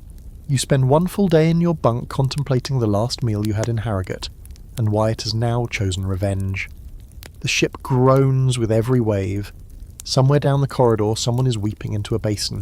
You attempt to walk to the deck and are promptly thrown against a wall. A steward says cheerfully, "First time, eh?" and hands you something that may or may not be ginger. You don't chew it. You just cry a little. Here's your quirky fringe fact. Victorian passengers travelling to India often brought absurd quantities of luggage, including furniture, bookshelves, clocks, and even upright pianos. One officer's wife reportedly brought a full-size armoire and 2 peacocks, insisting she couldn't sleep properly without them. The ship's crew said nothing. The peacocks screamed for most of the voyage. Eventually the storm passes. You recover, pale and spiritually empty, but upright. The air grows warmer. The sea turns turquoise. The deck becomes a meeting place again, people strolling, pretending they're not sweating through their waistcoats. You pass islands, coaling stations, and the eerie quiet of vast blue stretches with no land in sight. You play a game of whist, lose dramatically, and discover you're not very good at colonial socialising. You pass through the Suez Canal, a marvel of engineering and, depending on who you ask, hubris. Sand stretches on either side. The water a narrow thread slicing through empires. You watch labourers on the shore, their figures blurred by heat and distance. It feels surreal, almost theatrical, like the ship is moving through someone else's painting. Then comes the Red Sea, then the Arabian Sea, then finally the outline of India, Bombay with its crowded docks, bustling noise and heat like a slap. You don't disembark. Not really. This is a simulation after all, but you stand at the rail and imagine what it was like for those first-time travellers, stepping off the boat, confronted by a world that would reshape them, challenge them, and more often than not, completely overwhelm them. Here's the scholarly debate for today. Was Victorian travel to the colonies a bold exploration or a form of soft invasion? Some frame these journeys as grand adventures, bringing progress, knowledge, and international connection. Others point to the deep imbalances of power, the cultural arrogance, and the economic extraction that made such travel possible in the first place. For every diary full of wonder and spice markets, there were policies and systems that shaped the very roads underfoot. Back on the ship, the captain announces the turnaround. You head homeward, slower now, wearier. The novelty has worn off, the food hasn't improved, the moustached man still wants to talk cricket. But your mind is full. Images of foreign ports, distant shores, and the realization that Victorian travel wasn't just about movement, it was about mindset, Würde. Where you believed you were going, who you believed you were when you got there. When you finally return to the London docks, everything feels smaller. The fog seems friendlier. Even the Thames looks less like soup. You step off the gangplank with unsteady legs and a renewed appreciation for your inn's thin mattress and cabbage-scented stairwell. Tomorrow you'll attempt something less epic, more intimate. No ships, no sand, just a pleasant, deadly little holiday in the Alps, with ice axes and matching woolen gloves. You awake the next morning with the vague recollection that you agreed, enthusiastically even, to climb a mountain. A real one. With snow and cliffs and the kind of views that come right before either spiritual epiphany or hypothermia. You stretch, groan, and immediately regret your decision. Your legs still ache from boat decks and train platforms. And you're fairly certain you pulled something in your neck trying to sleep on the steamer without being concussed by your bunkmate's swinging boot. But a promise is a promise, even if you made it to yourself while slightly delirious and surrounded by luggage that smelled like salted fish and imperialism. So today, you're heading to the Alps, because what could be more Victorian than leaving the comforts of home to fling oneself up a frozen rock in the name of character building and very, very dramatic sketches? Victorian tourism in the Alps was a kind of madness that gripped the British upper middle classes like a fashionable fever. What began as scientific curiosity quickly turned into a full-blown obsession. Glaciers, peaks, the thrill of death on a scenic slope. You pack your bag with everything you think you'll need: woolen socks, a second pair of woolen socks, a diary in which to record your final thoughts, and a phrasebook that includes such gems as "I have fallen into a crevasse" and "the guide has wandered off again." You start your journey from London, boarding a train that will take you toward Dover once more, by now your spiritual gateway to choices that involve discomfort and foreign soap. This time the crossing is mercifully calm. The steamer rocks gently, no one cries. A woman even dares to eat a biscuit without instantly regretting her life. You disembark in Calais feeling, if not fresh, then at least not recently drowned. From Calais it's train after train after train, rattling south through France with increasing Alpine ambition. You pass through Paris, again. The station is its usual maelstrom of luggage, confusion, and people shouting "Madame" into the fog. You have a brief, intense flashback to the pickled onion incident from your last rail journey, and avoid the refreshment room entirely. Historical fact time. By the 1850s and 60s, railways had made it possible for middle-class Britons to travel across Europe with previously unimaginable ease. New lines connected Paris to Geneva, then on to smaller towns nestled in the foothills of the Alps. And once the tourists arrived, they started climbing things. Mountaineering took off, not just as a sport, but as a moral pursuit. Climbing was believed to strengthen one's will, deepen one's soul, and presumably make one more impressive at dinner parties. Your own arrival in Switzerland feels like stepping into a snow globe. The air is crisp and pine-scented. Mountains rear up in the distance like sleeping gods. Wooden chalets dot the hillsides, their windows aglow with firelight and smugness. You check into a guest house in Chamonix, the sort of place where every room comes with a view of something breathtaking and a breakfast involving at least 3 types of cheese. You hire a guide, a compact man named Etienne, with strong calves, a tangled beard, and the eyes of someone who's either very experienced or very tired of English tourists. He agrees to take you up a glacier the next morning. You try to appear confident, you nod a lot. You buy crampons, which sound more medical than they are, and a long walking stick you will absolutely misuse. The climb begins before dawn. You trudge behind Etienne through snow that crunches like paper beneath your boots. The world is silent but for your wheezing. Your coat is too warm, then not warm enough, then a burden you consider throwing into a ravine. Etienne does not slow down. The Alps loom above you, indifferent and magnificent. Here's your quirky fringe fact. Victorian tourists were so keen to conquer peaks that many hired local men to carry them part way. Literally. There are documented cases of gentlemen being piggybacked up mild inclines while dictating journal entries to their valets. It was not uncommon for an English lady to be carried up an Alpine trail in a sort of glorified basket, sipping tea while her Swiss porters gasped for breath. You, however, are walking. Barely. The incline is steep. Your breath clouds in front of you. At one point, you trip and faceplant into snow so cold it has opinions. Etienne hauls you up with one arm and says something that sounds vaguely encouraging. You pretend it is. Around midday, you reach a narrow ridge with a view that makes the rest of your body irrelevant. Mountains stretch out in every direction, sharp and snow-draped, their peaks piercing the sky. The silence is profound, the wind sharp, and for a moment you feel like you understand why people did this, why they left their homes and families to risk frostbite and altitude sickness just to stand on a rock and stare. You eat a sandwich that tastes like cardboard wrapped in snow. It is the best sandwich of your life.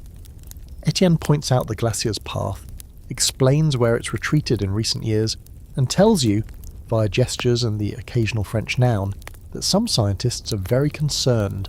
Others, he shrugs, are idiots in Paris. You nod solemnly.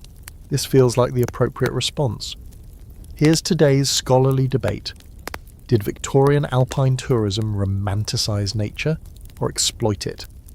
On one hand, these travellers brought attention to some of the most beautiful landscapes on Earth, spurring the development of environmental awareness. On the other hand, they also brought litter, new infrastructure, and a sense of conquest that turned ancient mountains into backdrops for self-promotion. Many early climbers saw the Alps not as sacred geography, but as something to be catalogued, named and tamed. The descent is harder than the climb. Your knees protest. Etienne whistles cheerfully. You consider collapsing face first into a snowbank and letting the wolves take you, but decide against it when you remember your socks are still dry. Eventually, you return to the village, red-cheeked, wind-burned, and vibrating with exhaustion. That night, back in the guest house, you soak your feet in a basin of hot water, your legs humming like angry wasps. You write in your travel diary, something poetic and slightly ridiculous about standing at the shoulder of giants. You also doodle a goat, badly. You've experienced a different kind of Victorian travel, not the grimy streets of London or the crowded compartments of third class, not even the velvet and brass of the royal train. This was raw, elemental, and deeply personal. You climbed something and it didn't kill you. That feels like progress. Tomorrow you'll head back down, by train of course. You've had enough of nature's vertical enthusiasm for one lifetime.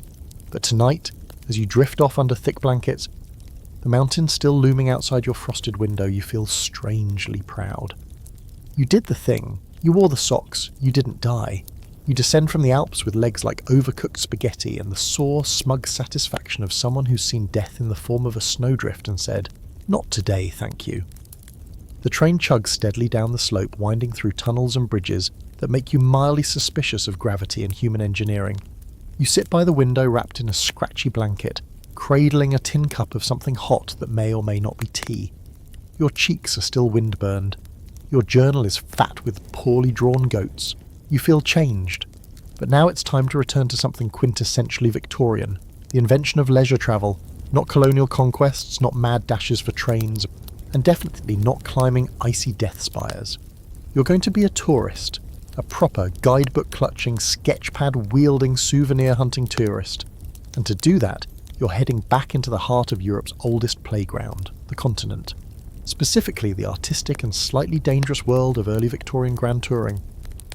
By the 1850s, the old aristocratic Grand Tour, once the exclusive domain of young dukes finding themselves, while losing vast sums of money in Venetian casinos, had trickled down to the rising middle class.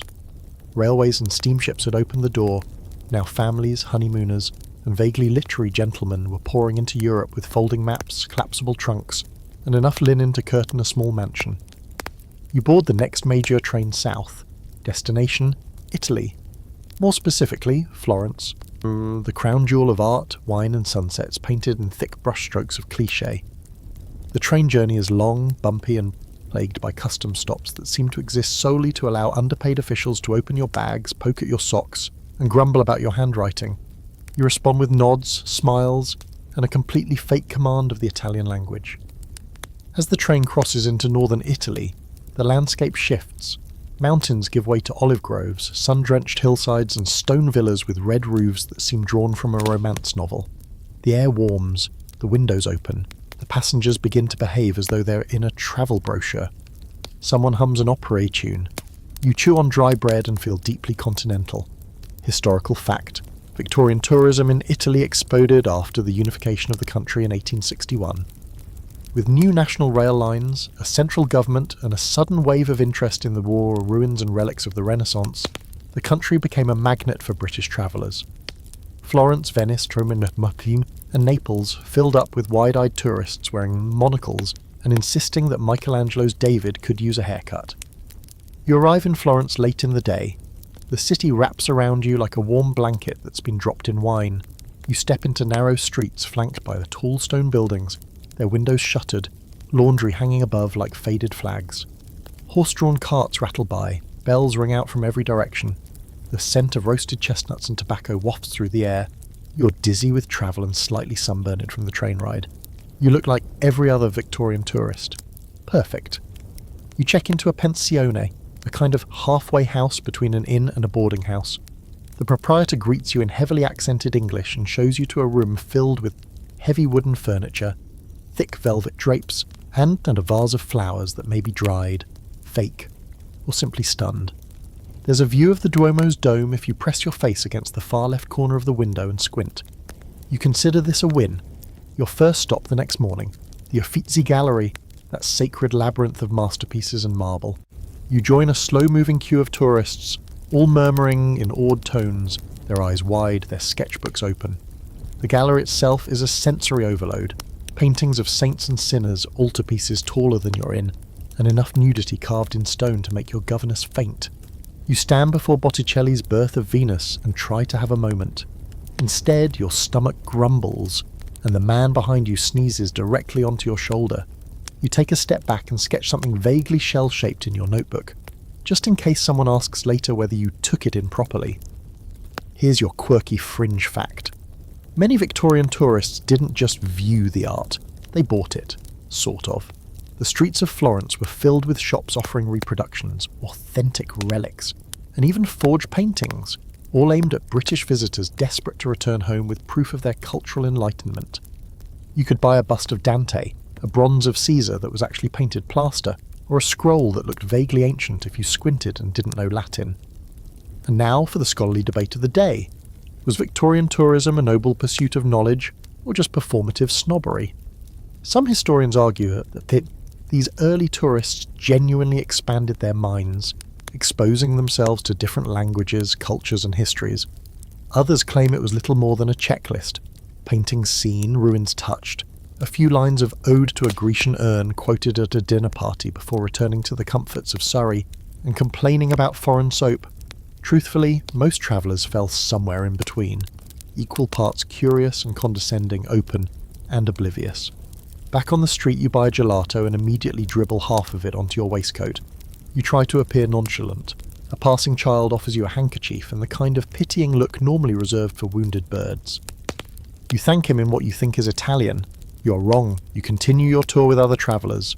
You meet a clergyman who's convinced the Leaning Tower of Pisa is an optical illusion, a pair of spinsters from Kent who've brought their own marmalade and only eat in English-run restaurants, and a wealthy couple from Manchester who loudly insist that all Italian opera sounds like cats in distress. They are, tragically, not wrong. The days pass in a swirl of dusty museums, sun-drenched plazas, and awkward cultural misunderstandings. You begin to master the art of nodding at things, paintings, churches, fountains, as if you understand them completely. You learn that espresso is not drunk in pints. You discover that street artists will draw you as a Roman emperor for a fee, and that pigeons are not afraid of humans in Florence. Not even a little.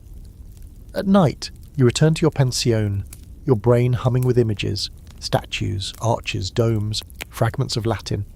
You write in your journal, sketch a basilica that looks suspiciously like a lumpy sandwich, and fall asleep to the sound of distant music and people arguing about Dante.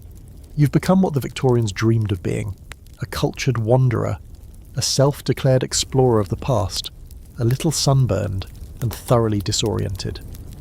You still can't say thank you properly, and you think someone sold you fake marble, but none of that matters. You've walked the cobbles they walked. You've seen the art they sighed over. You've bought the trinkets they regretted. Tomorrow, you head north again. A new country, a new train, a new tangle of accents and etiquette. But tonight, you sleep under heavy Florentine quilts, dreaming of saints with perfect jawlines and tourists carrying umbrellas on cloudless days.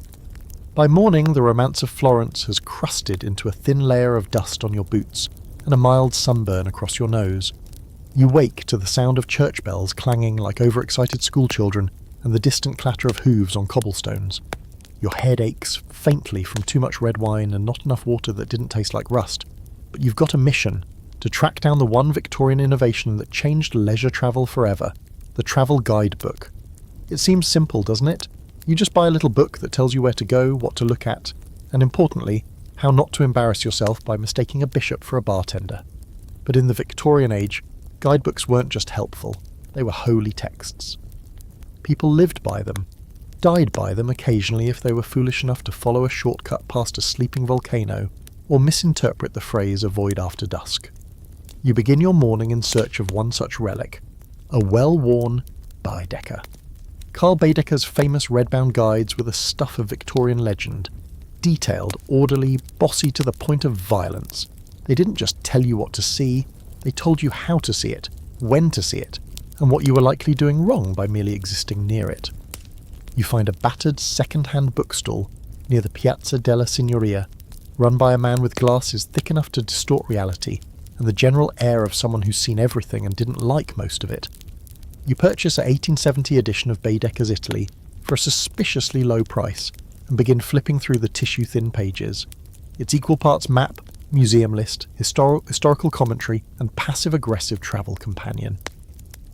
Visitors are advised to allot exactly 27 minutes to admire the dome of the cathedral, it says. Lingering suggests idleness. You raise an eyebrow. The book continues. One may take a carriage to the Boboli Gardens, though this is ill-advised unless one is of frail constitution. You feel personally attacked. You keep reading. Historical fact: the rise of the Victorian travel guidebook was directly tied to the increase in rail travel and the shrinking of Europe under steam and steel. Suddenly people were going everywhere, and they needed instructions. Murray's guides, British practical, de beige, and Baedeker's, German, rigorous, rare were the dominant forces. While Murray preferred understatement, Baedeker wrote like an overbearing aunt, informative, relentless, and deeply invested in whether or not your collar was ironed. You decide to follow the book's itinerary for the day, just to see where it leads. First stop, the Basilica di Santa Croce. You time your visit precisely as instructed, arriving 10 minutes before the hour to avoid the clamour of late arrivers.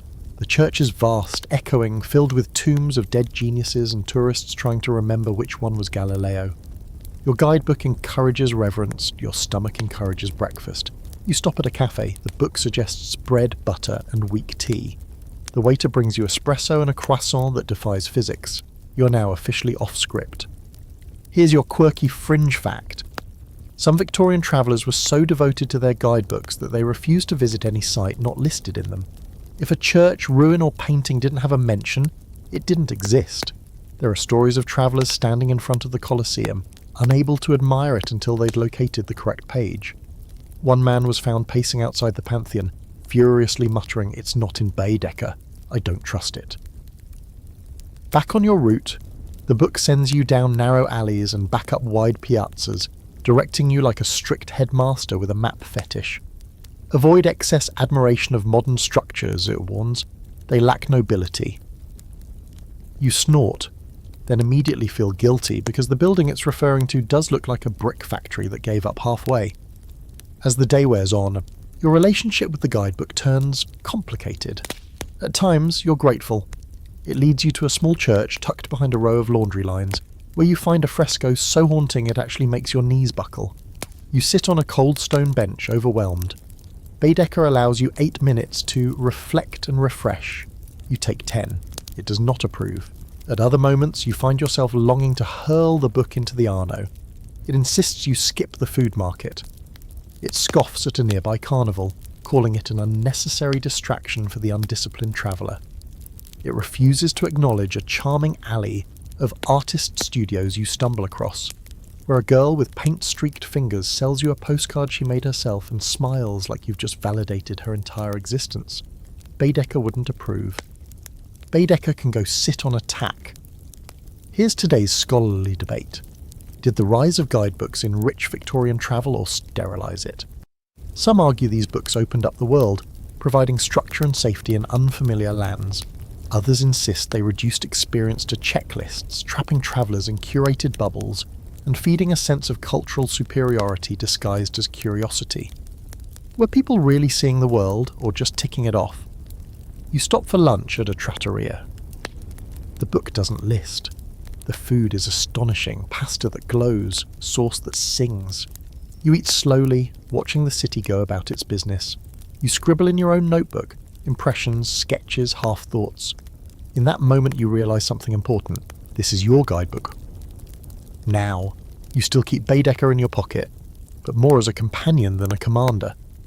Occasionally it surprises you, directing you to a hidden fountain or a corridor of Roman columns buried in the back of a bank. But now you wander off script. You follow your feet. You let the city unfold without instruction. That evening, you find yourself on a small rooftop terrace watching the sun dip below the terracotta skyline. The city glows, soft and timeless. The bells ring again. You don't check the time, but you flip open your guidebook and write your own entry beneath the printed itinerary. Florence. Leave room for wonder. Allow at least 1 hour to get lost, 2 if possible. Tomorrow you'll cross the border into Austria. A new language, a new set of rules, maybe a new guidebook, but tonight you feel like the best kind of Victorian traveller, curious, exhausted, and just rebellious enough to eat dessert before dinner. You wake in Florence with a chocolate smear on your pillow, and the taste of rebellion still fresh on your tongue.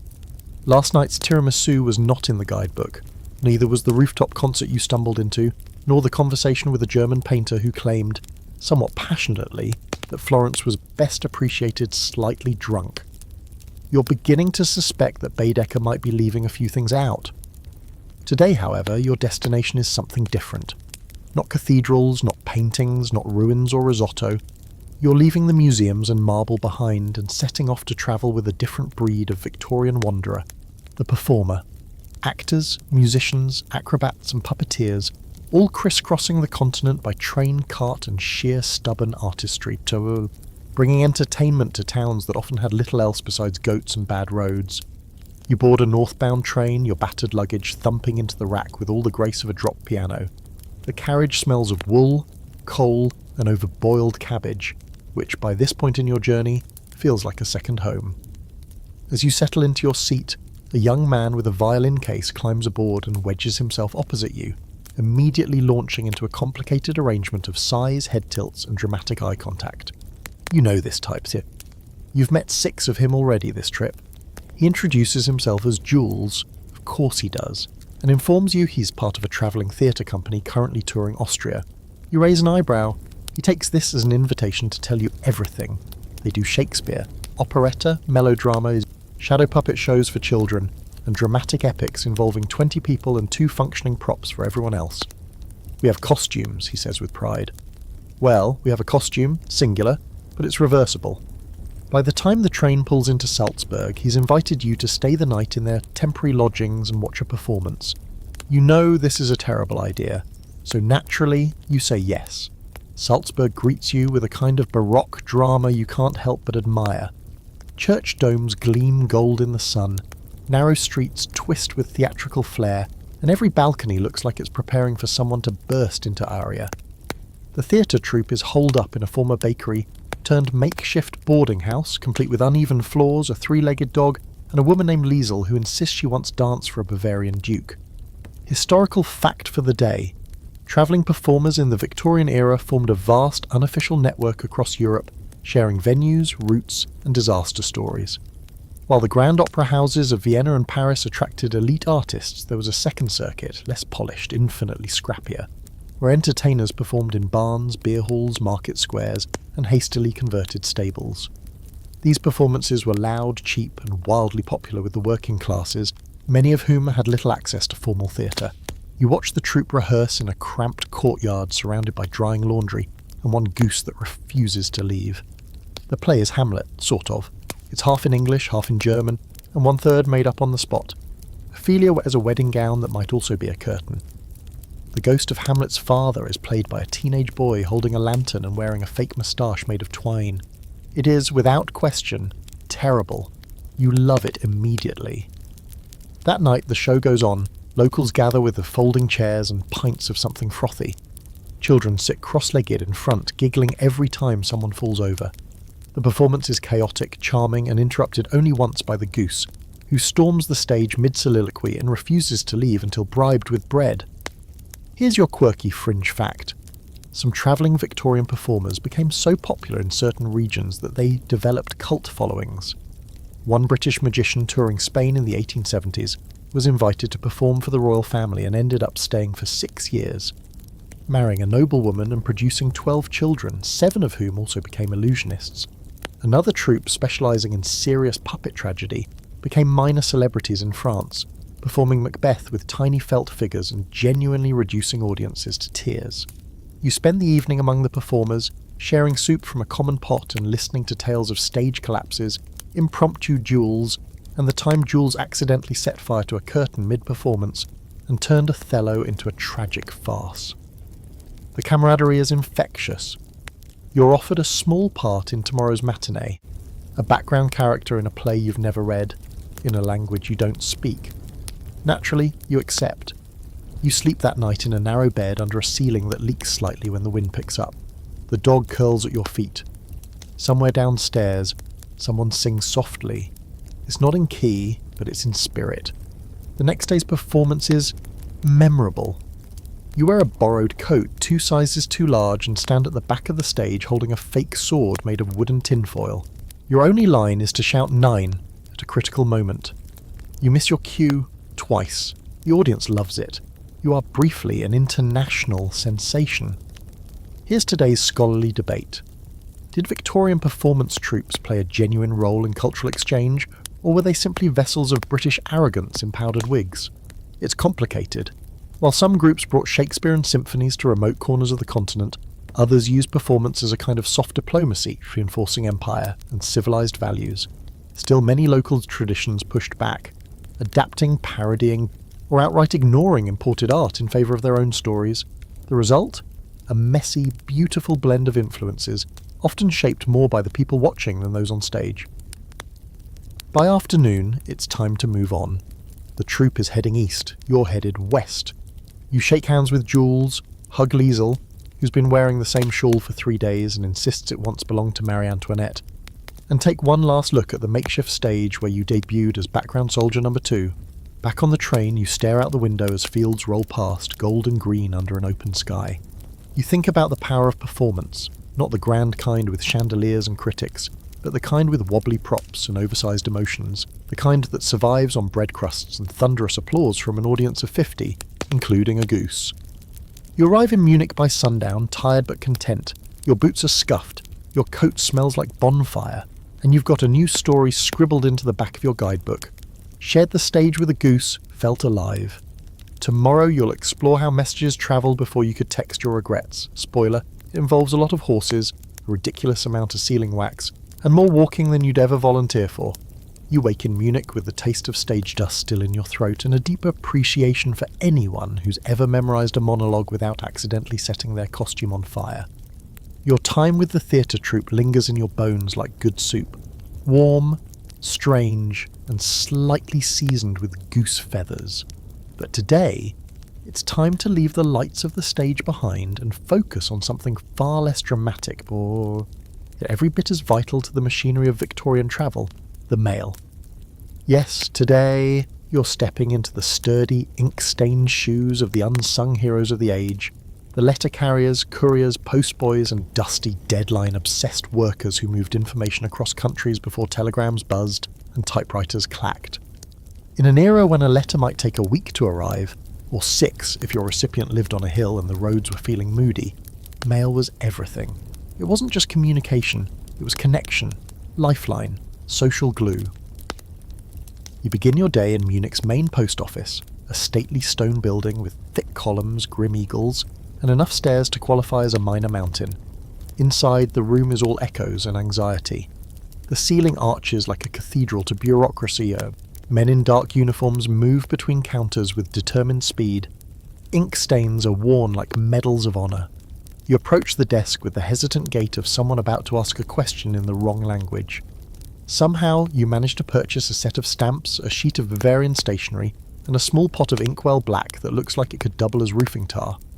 You find a writing desk near the wall, one with actual carved grooves for your elbows and a groove even deeper for your soul. You write a letter to someone back in England, detailing your brief theatrical debut, your near-death experiences with altitude, and the sandwich that nearly broke your molars. You close with, "Please feed my plants if I don't return." Historical fact for today: the 19th century was a golden age for mail. The British introduced the uniform penny post in 1840, which allowed letters to be sent anywhere in the country for just 1 penny. This revolutionised communication, making it affordable even for the lower classes. Germany and other European countries followed suit with similarly democratised systems. Suddenly the world got smaller. A clerk in Yorkshire could correspond with a cousin in Vienna. A merchant in Paris could negotiate with a supplier in Prague. Romance, business, gossip, all of it now travelled by rail, hoof and sheer postal willpower. You post your letter, watching it disappear into a wooden slot marked Osland's post. You whisper a small prayer to the spirit of international delivery and step back into the sun. But today's not about sending mail, it's about travelling with it. You've arranged to join a regional courier for a day. A man named Herr Beck, who speaks 5 languages, wears boots like small carriages, and carries a canvas mailbag that looks like it could swallow a toddler. He meets you outside the post office just after noon, tips his cap, and tosses a satchel at your feet with the word light scribbled on it in pencil. It is not light. You climb aboard his wagon, a sturdy thing pulled by 2 large, judgmental horses. The cart rattles and creaks as you set off down the road, bound for a cluster of villages north of the city. The route takes you through forests, meadows, and the occasional traffic jam involving ducks. Beck whistles a tune that may or may not be a coded message. You try to look like you belong. You fail. Along the way, he explains the routine. Mailbags sorted at the main station at dawn, distributed by horse cart or on foot depending on terrain, and hand-delivered to even the most remote farmhouses. Sometimes people meet him on the road waving envelopes in the air. Others leave bundles tied in string inside carved wooden mailboxes shaped like birds, shoes, or angry little men. You nod, wide-eyed, as he hands you the reins and tells you to steer while he lights a pipe. You try not to panic. Here's your quirky fringe fact. In rural parts of Europe, mail delivery could be creative. In the Swiss Alps, for instance, letters were sometimes delivered by skis. In parts of Italy, couriers used mules. In Hungary, one particularly devoted postman reportedly swam across a river every week for 12 years because the local bridge kept collapsing. People got their mail, or the postman got very cold. You stop at half a dozen villages, each time unloading letters, collecting packages, and tipping your cap with what you hope is convincing Bavarian flair. At one house, an old woman hands you a basket of apples for the effort. At another, a child gives you a crayon drawing of a horse and tells you it's the same one that delivers his birthday letters. You get misty-eyed. Beck rolls his eyes. The day stretches on, the sun climbing and then sagging. You grow used to the rhythm, the bump of the cart, the crinkle of paper, the tiny, weighty importance of every message in your sack. A love letter. A final notice. A poem. A bill. Tiny lifelines, each one sealed with wax and sent across time and space with hope tucked inside. Here's today's scholarly debate. Was the postal system truly the great equaliser of the Victorian world, or just another tool for the state to regulate, surveil and control communication? On one hand, it gave ordinary people access to written expression and long-distance relationships. On the other, it was often used by governments to monitor political radicals, censor seditious materials and track movement. The infrastructure of freedom or the scaffolding of soft control depends on who's writing and who's reading. By twilight, you return to Munich, aching in places you didn't know could ache from sitting on wooden slats. Beck pats you on the back and says something that might mean, you didn't embarrass yourself too badly. You take that as the highest praise. Back at your inn, you peel off your dust-covered coat, sit at the writing desk and pull out the stationery again. You write another letter, to no one in particular this time, maybe just to yourself. You describe the wind in the trees, the weight of the letters, the look on a young boy's face when he opened a postcard from his uncle in Berlin and shouted, "He remembered my name!" You seal the envelope, address it to nowhere, and place it gently in your journal. Tomorrow, you'll dive into the less romantic side of travel. Accidents, illness, the uncomfortable truth that not everyone made it back. But tonight, you rest, warmed by the thought that somewhere out there, a letter with your name on it is already halfway home. You wake to the low, rhythmic sound of horse hooves on cobblestone distant enough to be pleasant. Close enough to remind you that travel never really stops, it just shifts passengers. You stretch, yawn, and for the first time in days consider not getting out of bed. After all, you've climbed mountains, flirted with mimes, survived tea onto moving train, and delivered the post like a stoic Bavarian mule. Surely you've earned a day of not moving, but then you remember what today is. Today is the shadow side of Victorian travel, the chapter no one includes in the glossy travel brochures, the one Baedeker skips over entirely. Because if you travelled in the 19th century, it wasn't all sunsets and cheese wheels. Sometimes it was dysentery, or fire, or that unsettling moment when your train tipped slightly too far to the left and you realised the brakes were more suggestion than certainty. Today you're confronting the risks. You rise, wash in a basin that feels aggressively uncooperative, and dress like someone preparing for something vaguely heroic or tragic. Munich is still quiet as you make your way to the station, heading toward one of the most unfortunate chapters in Victorian transport, the disasters. Your train ride takes you north towards Saxony. It's a short trip, smooth enough to lull you into forgetting that a single spark could once turn these carriages into moving funeral pyres. You're here to visit the site of a long-forgotten railway accident, one that didn't make international headlines but still, for a handful of families, tore the world apart.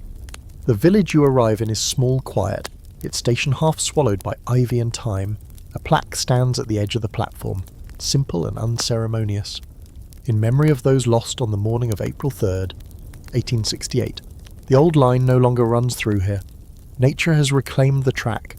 You walk along the ghost of the railbed, weeds poking up between rusted stones, imagining what it must have looked like. A locomotive derailed, carriages splintered, smoke rising like a funeral veil. Historical fact, railway accidents in the 19th century were surprisingly frequent and often brutal. With safety standards still developing and maintenance practices lagging behind the speed of innovation, early trains derailed, collided, or exploded with unsettling regularity. One of the worst in Britain was the 1879 Tay Bridge disaster, where an entire train plunged into a freezing river during a storm, killing everyone aboard. Causes ranged from faulty design to reckless speeds to sheer bad luck.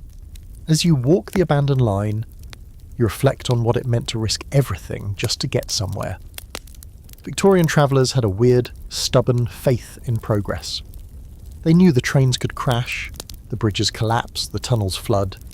And yet they boarded anyway, suitcases in hand, hats securely pinned, hearts full of optimism or desperation, or both. You stop at a crumbling rail signal post, now more vine than iron, and take a seat. You pull out your journal and write a single line. They kept going anyway. Then you close the book and stand, brushing dust from your coat. Back in the village, you stop for a bite at a tavern whose main feature is its complete lack of irony. The menu is simple. The soup tastes like boiled stone and thyme, but the old man behind the bar pours you a beer and nods once, the kind of nod that seems to say, "We've seen things here." You nod back. It feels like the right thing to do. Now here's your quirky fringe fact. Victorians didn't just accept as danger, they sometimes sought it out. There was a brief period in the 1850s when crash tourism became a thing. People would travel to the sites of recent accidents, rail disasters, stagecoach wrecks, even steamboat explosions, just to gape, sketch and purchase bits of twisted wreckage as souvenirs. Newspapers printed detailed diagrams. Train stations sold postcards. Humans, it turns out, have always been weird. After lunch, you visit a small local museum that devotes one wall to transportation history. There's a painting of the old rail line, a singed conductor's cap, a diary belonging to a young woman who survived the 1868 crash but lost her fiancé. You read the final entry, written 2 days after the accident. "I do not know why I lived, but I will keep moving. He would have wanted that." You step away quietly, blinking faster than usual. And now the scholarly debate for today. Was the Victorian obsession with movement a triumph of modernity, or a reckless disregard for human cost? Supporters of the former argue that innovation always comes with risk, and that railroads, steamships and coaches connected the world in a way that nothing else could have. Critics point out that the rush for speed and profit often came at the expense of safety, especially for lower-class passengers, who were packed into flimsy compartments with no real protection. In many ways, travel was liberation, for some, and gamble, for most. On your way back to Munich, the train jolts unexpectedly near a switch point. It's minor, barely noticeable, but your stomach flips anyway. You glance at your fellow passengers. Most seem unfazed, sipping coffee, flipping newspapers, watching clouds. That's the thing, you realise. We adapt. We forget the risks because we have to. If we dwelled on every possible doom, we'd never leave the station. You arrive in the city under grey skies, your thoughts heavier than your luggage. It's a strange comfort, this awareness of danger, that behind every smooth journey is a hidden ledger of failures, fixes, and forgotten names. The Victorians were reckless, yes, but they were also brave. Brave in the way people are when they don't have a choice. Back at your inn, you unpack slowly. You line up your souvenirs like relics, a shadow-water puppet from Salzburg, a cracked wax seal from a letter you didn't send, a train ticket smudged with rain. You think of all the travellers who never made it to their inns, who were too early or too late, who boarded the same coaches and trains chasing the same dreams and met the abrupt end of the line. And still they went. They bought the ticket, they packed the socks, they trusted the wheels and the rails and the unknown. As do you. Tomorrow you'll be heading to Paris again, the city of lights, art, and, let's be honest, petty drama. You'll be joining the crowd of writers and artists who made travel an identity and turned postcards into poetry. But tonight you sleep with one ear open and your boots tucked close, just in case. You wake early before the church bells can rattle your bones, or the baker's boy starts shouting about croissants like he's auctioning off gold. Your sleep was thin, made of shallow breaths and strange dreams, mostly train tracks that led nowhere and carriages full of faceless passengers, all reading Baedeker guides upside down. You splash your face with cold water, dress in the half-light, and pack your bag like someone who's gotten too good at leaving places. Today you return to Paris, but not as a passing tourist gawking at statues or flinching at soup prices. This time you're slipping into a different current entirely, into the flurry and fuss of the Victorian expatriate. You know the type, the one who declares dramatically that England is too dull, too grey, too full of judgment, and flees to Paris to become someone more complicated, better dressed and vaguely artistic. You board the train westward, this one slightly more elegant than your last few rolling boxes, plush seats, gas lamps that only flicker half-heartedly, a dining car where the tea doesn't taste like regret. You settle in, your journal tucked beneath your arm, and watch the countryside roll by in a watercolour blur. By late afternoon, the skyline of Paris appears on the horizon, gold-domed, slate-roofed, unmistakably theatrical. Stepping onto the platform at Gare de l'Est feels like arriving on stage mid-performance. Everything's moving, porters weaving, street urchins shouting, ladies wrapped in lace and cigarettes. You tug your hat lower and dive in. Paris, for the Victorian expat, was both escape and stage, a place to reinvent oneself with a new name, a new purpose, or at the very least, a French phrasebook. You check into a small hotel in the Latin Quarter, a bohemian nest of garret rooms, creaky stairs, and exactly the kind of peeling wallpaper that makes writers feel legitimate. Your room is small, triangular, and smells faintly of ink and wilted flowers. There's a window just wide enough to see the river and rooftops that look like they have all agreed to lean a little left for aesthetic purposes. You drop your bag, pull out your pen, and jot down the phrase, "All things are possible in a city like this, except sleep." You immediately regret the pretension, but underline it anyway. Historical fact time. During the Victorian era, Paris became a magnet for British expats. Writers, painters, philosophers and wanderers who found the city's chaos more inviting than the rigid expectations of home. Some came for art, others for freedom. A few famously came to escape scandals involving cousins, debts, or unfortunate pamphlets. Paris offered anonymity and inspiration in equal measure, plus significantly better bread. You begin your walk through the city past cafes spilling onto sidewalks, bookstalls that stretch like spines along the Seine, and artists perched on folding stools painting tourists into soft, impressionist versions of themselves. You pass by Shakespeare and Company, a bookshop older than your oldest pair of socks, full of dusty volumes and dustier expats who look like they're hiding from something. At a cafe near the Place Saint-Michel, you order a coffee so strong it could animate corpses and sit near a group of British travellers. They're loud, charming, a little too aware of how charming they are. One man is sketching the waitress. Another is reading aloud from a French newspaper with such mangled pronunciation that you almost intervene for the dignity of the language. A woman with a long braid and a longer list of opinions is announcing, "I shall never return to Cheltenham, not after discovering absinthe." You recognise them immediately, not by name but by type, the self-appointed intellectual, the tortured poet, the quiet one who keeps looking around as if waiting to fall in love with the scenery. These are the Victorian dreamers, remaking themselves in the City of Light with the help of red wine and poor impulse control. Here's your quirky fringe fact. Many of these so-called literary expats lived on surprisingly little. A handful of pounds a month could stretch remarkably far in the 1860s. Especially if you were content to sleep in attics and dine on cheap cheese and existential despair. One writer claimed to have lived for 2 years on a steady diet of black coffee, crusty bread, and ideas he never quite got around to writing down. It's unclear whether he was proud or just tired. You wander through Montmartre as the sun begins to melt behind the rooftops. Once a hilltop village, now a chaotic cradle of cabarets, artist studios and painters arguing over colours you've never heard of. You pass by the Moulin Rouge, not yet the feathered cliché it will become, but already infamous for scandalous dances and women with elbows sharper than your wit. The smell of grease paint and garlic clings to the night.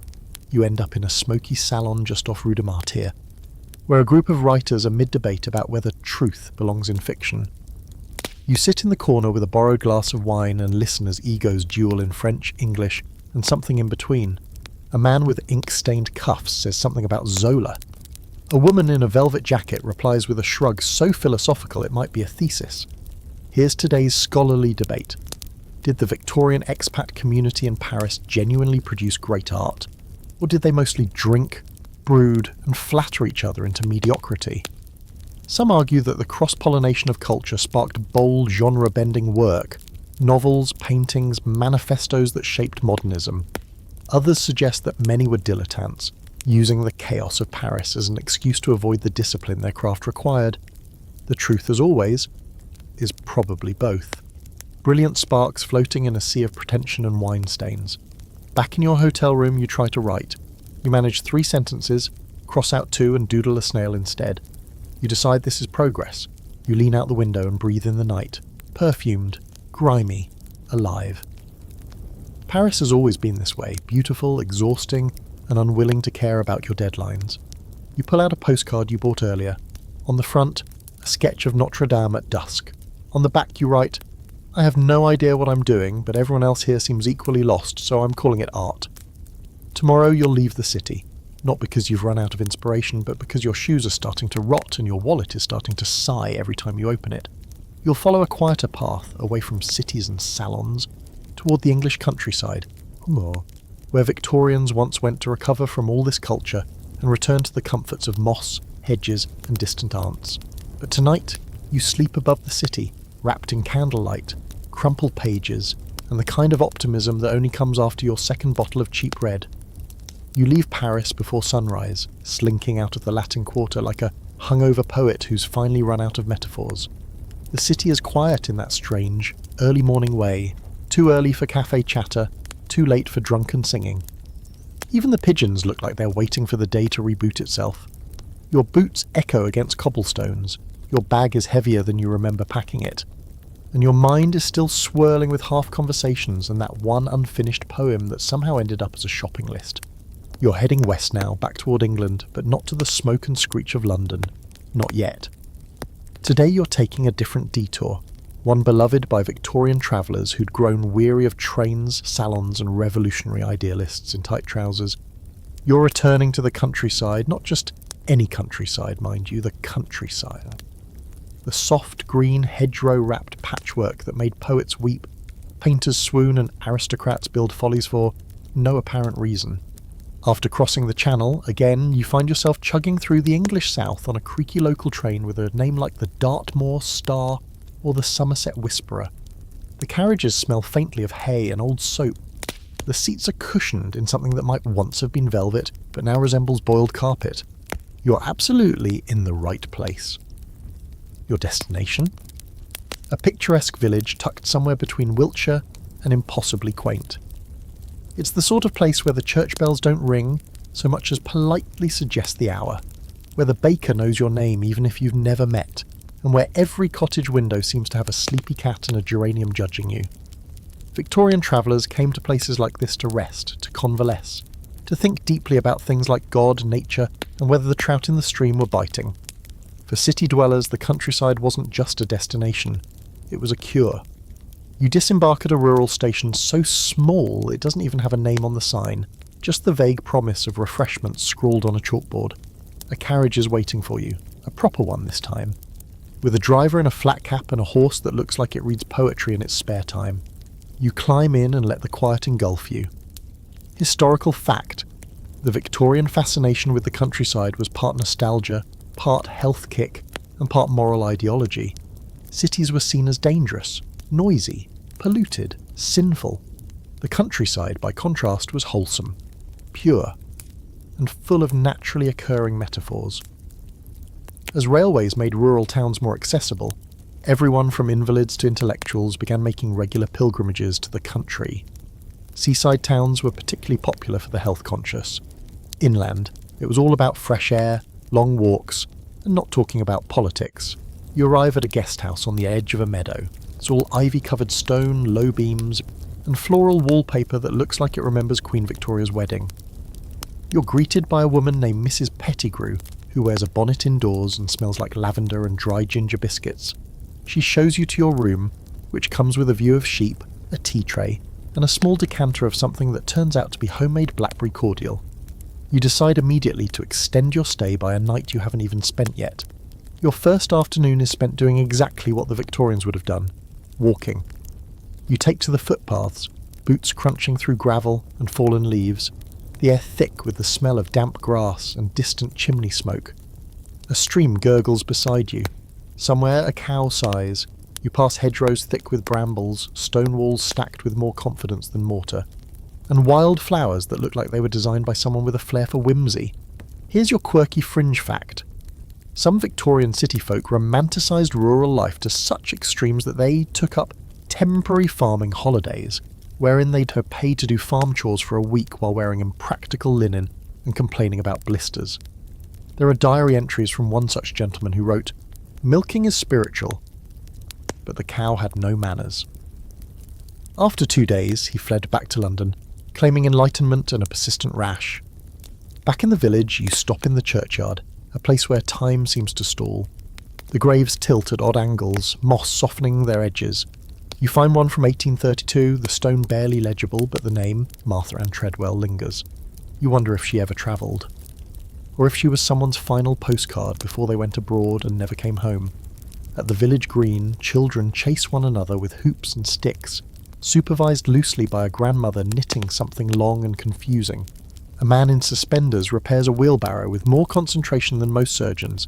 There's a pub called the Owl and Bucket that serves warm ale and a stew that could legally be classified as a vegetable-themed mystery.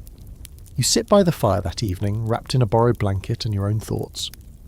A few other guests mumble to each other about the weather, and one gentleman with a stiff moustache insists the sea air in Brighton cured his gout. You sip your cordial and smile into the flames. Here's the scholarly debate for today. Did Victorian countryside tourism preserve rural culture, or distort it? Some argue that the influx of well-meaning visitors kept small towns economically afloat and brought attention to folk customs, architecture, and dialects that might have otherwise vanished.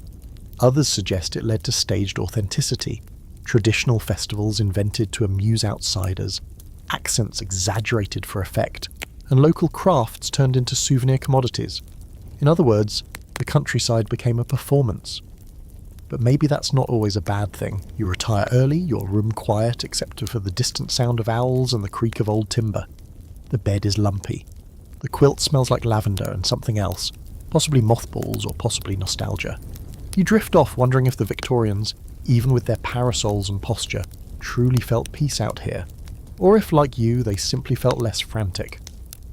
Tomorrow, you'll visit a seaside town, because no Victorian journey is complete without at least one brush with the ocean and a regrettable hat purchase. There will be salt in the air, rock candy, uncomfortable bathing machines, and at least one person loudly insisting that cold water cures everything but bad morals. But tonight, in this quiet village wrapped in hedgerows and half-light, you sleep deeply for the first time in days. No trains, no stages, just the hum of the countryside and a sky full of stars trying to remember your name. The next morning you wake up feeling like a crust of bread left out in the sun, soft in the middle, slightly stiff around the edges, but it's a good kind of stiffness. The kind that comes from long walks, clean air, and not being emotionally waterboarded by the chaos of Parisian cafes. You stretch, yawn, and sit up in bed just as Mrs. Pettigrew knocks and announces breakfast in the same tone a royal herald might use to declare war. You manage to look halfway alive by the time she lays down a tray with toast, kippers, and tea strong enough to peel paint. Today you're heading for the coast, because no journey through Victorian travel is complete without a trip to the seaside, that glorious, absurd, bracing tradition of promenading bathing machines, boiled shrimp, and sand in places sand was never meant to be. And so you pack your things, thank Mrs. Pettigrew for her eternal lavender scent, and walk back to the train station, which somehow smells even more like damp wool than it did when you arrived. The train to Brighton is cheerful, even jaunty. It rattles along the rails with the kind of self-satisfaction only seaside trains ever seem to have, as though it knows it's taking you to a better place. The other passengers look similarly hopeful, ladies in straw hats, children bouncing on the benches like caffeinated goats, men clutching newspapers and murmuring about the wind. Everyone smells faintly of mint lozenges and damp optimism. When you arrive, Brighton does not disappoint. It hits you in the face with seagull screeches, salty air, and the immediate scent of vinegar wafting from somewhere suspiciously close to your kneecaps. The ocean stretches out in front of you, grey, vast, and not at all inviting, yet somehow irresistible. You squint and for a moment, you swear you see the ghost of a top-hatted Victorian gentleman tipping his hat to the waves before vanishing into the mist. Seaside resorts in the Victorian era were like the amusement parks of their time, part medical retreat, part theatre, part experiment in what happens when the middle class gets access to leisure time. Brighton, in particular, exploded in popularity once the railways connected to London. Suddenly, the masses could escape the city's smog and stand on the pebbled beach gasping things like, "By Jove, it's bracing," while clinging to parasols and modesty. Historical fact: the invention of the bathing machine revolutionised seaside travel. These little wooden huts on wheels allowed modest Victorians, especially women, to change into bathing costumes and be rolled into the water without ever being seen in a state of partial undress. Some were dragged by horses, some had small canopies, all were entirely impractical, but they offered just enough dignity for the average Englishwoman to wade into frigid seas without scandal or fainting.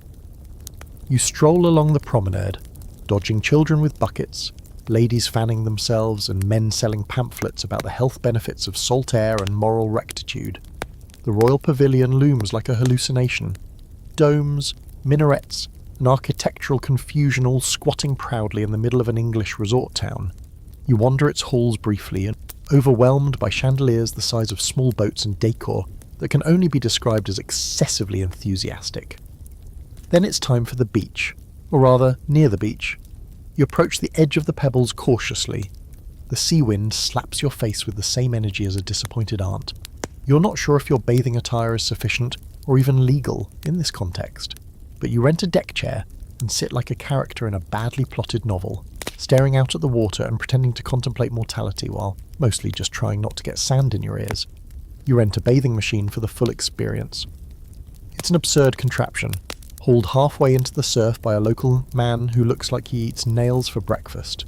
You climb in, change into your modest wool swimsuit, every inch of which immediately begins to itch, and emerge into the sea like a confused walrus. The water is freezing, your lungs shrink, your toes vanish, and yet you feel alive. Mostly because you're fairly certain you're about to die. Here's your quirky fringe fact. Some Victorians took the idea of sea bathing to extreme levels. There were reports of individuals immersing themselves multiple times per day, regardless of weather, tide, or common sense. One gentleman, famous in Brighton society, claimed it cured his melancholia and arthritis, though his wife quietly insisted he just liked showing off. In 1862, a woman was dragged out to sea by a rogue wave, while using a bathing machine and rescued by a heroic donkey. The donkey was later given a medal. Once dry and vaguely human again, you wander into town for a proper seaside lunch. You find a small shop offering cockles whelks, jellied eels and something unidentifiable that might once have been a crab or a mistake. You opt for fried fish and chips wrapped in newspaper and so hot you nearly lose your fingerprints.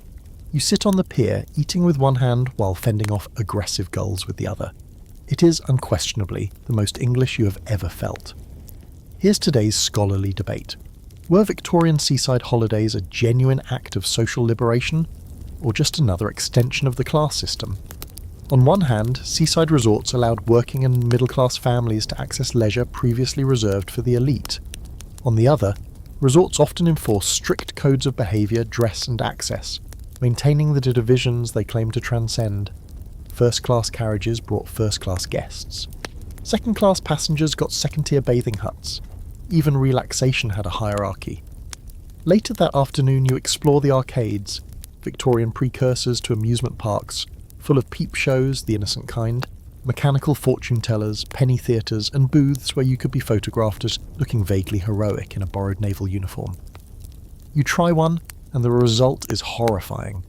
You look like a constipated sailor having a midlife crisis. You buy 2 copies. The evening rolls in with the scent of roasted chestnuts and the melancholy whine of a violinist busking beneath a street lamp. You return to your guest house with wind-burned cheeks and salt still clinging to your eyebrows.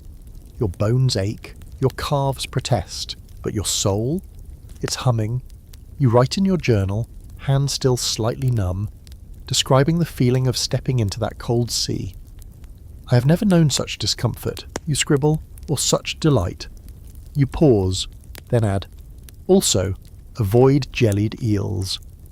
Tomorrow you'll begin your final leg back toward London, back to the capital with its choking fog, clattering omnibuses, and thousands of lives intersecting under a shared grey sky. But tonight you sleep to the sound of waves slapping the shore and distant gulls fighting over a chip. It's not glamorous, but it's real. And honestly, that might be the most Victorian thing of all. You wake to the smell of salt, coal smoke, and the faint whiff of boiled haddock, an oddly comforting cocktail that tells you your time by the sea is drawing to a close. The waves murmur just outside your window, and for a moment you lie still listening, as though the ocean might have one last piece of wisdom to offer. It doesn't. It just coughs up a gull with a limp and a chip. Today, you're returning to London. Final stop, end of the line. The smoke-belching, bustle-crammed beast from which most Victorian journeys began and inevitably ended.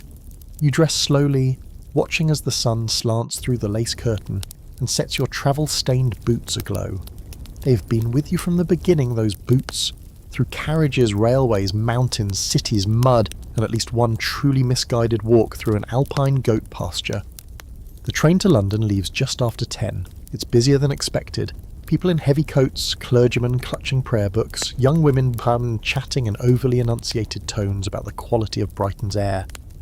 You find a window seat and watch the countryside shift once again, from chalky coast to hedgerow to brick, soot and the slow thickening sprawl of the capital. It creeps up like a stain. First one house, then 2, then suddenly an entire terrace row with laundry flapping like surrender flags. By the time you step off at Victoria Station, it's early afternoon, and the city is in full chaotic bloom. Omnibuses rumble past, Horses snort in protest at the world's pace, street vendors shout rhyming slogans you can't quite decode, and the ever-present fog swirls between buildings like a ghost with bad intentions. You are home, or at least at the heart of it all. London, for the Victorian traveller, was both origin and aspiration. Whether they left it behind for the continent or returned to it with sketches and scuffed shoes, this was the place where everything came together, and apart. It was the pulse of the empire, the engine of industry, the theatre of ambition and disaster. You make your way down the bustling street toward a small inn near Bloomsbury. It's not glamorous, but it has a fireplace, tea served in porcelain cups, and a porter who calls you Sir Somebender, even though you're fairly certain you look like someone who just lost a fistfight with the wind. You tip him with the last of your coins and collapse into the chair beside the hearth. Historical fact, by the late 19th century, London was one of the most travelled to and travelled from cities on Earth. It had major rail connections, steamship docks, telegraph offices, and a dizzying array of hotels ranging from the opulent Savoy to the deeply questionable establishments where you paid by the hour and prayed for fresh sheets. Returning to London after a journey often meant re-entering a social labyrinth. Reunions, invitations, explanations, and, for some, interrogations by relatives. Still upset you went to Rome instead of visiting Aunt Marjorie. You head out again in the late afternoon, strolling along the Thames embankment, where the soot hangs low and the fog glows gold in the gaslight. You pass travellers with trunks balanced on carts, clerks dashing between appointments, and artists staring moodily at the water as though it's holding back secrets. You buy a newspaper and learn that while you were climbing mountains and accidentally joining theatre troupes, a minor scandal erupted involving a bishop, a canary, and something politely described as misconduct. You're home all right. In the square near St. Paul's, you sit on a bench and watch the world churn around you. There's a woman in a bustle reading aloud to a child, a bearded man selling maps to nowhere, a sailor carving the name Agnes into a stick. The city is alive, not just with movement, but with story, and it strikes you not for the first time that travel isn't always about the places you go, but the stories you carry back. Here's your quirky fringe fact. Some Victorians, upon returning home from abroad, staged elaborate storytelling dinners where they would recount their travels with the aid of lantern slides, props, and, if they were particularly ambitious, small reenactments. One particularly theatrical gentleman famously recreated a thunderstorm he experienced in the Pyrenees using two assistants, a sheet of tin, and his housemaid holding a watering can over the guests. You decide to have your own version, though yours involves a cheap notebook, a warm pint, and a corner table at a pub with thick curtains and thicker accents. You write and write until the ink smudges and your hand cramps, until the laughter around you grows louder and the night slips its shoes off. And here, as promised, is the final scholarly debate. Did Victorian travel change the traveller, or merely reinforce who they already were?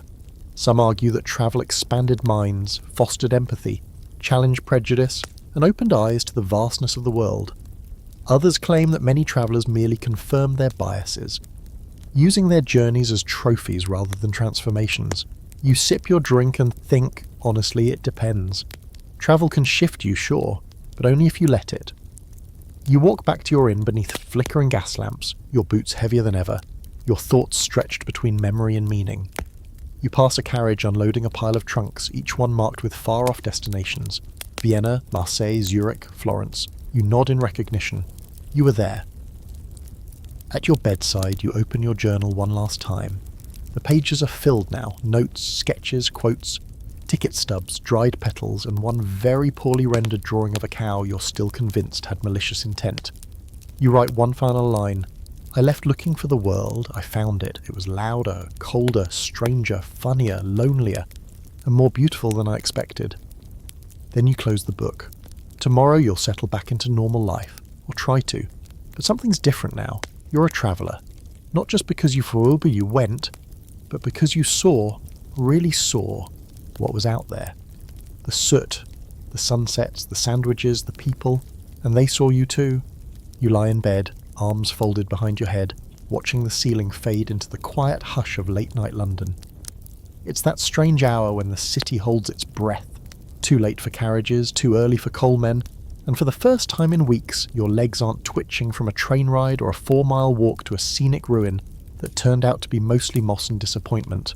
Your body feels foreign. Not broken, just used. Like an envelope that's been opened and resealed. Bent, creased, but still intact. You listen. Not just with your ears, but with something deeper.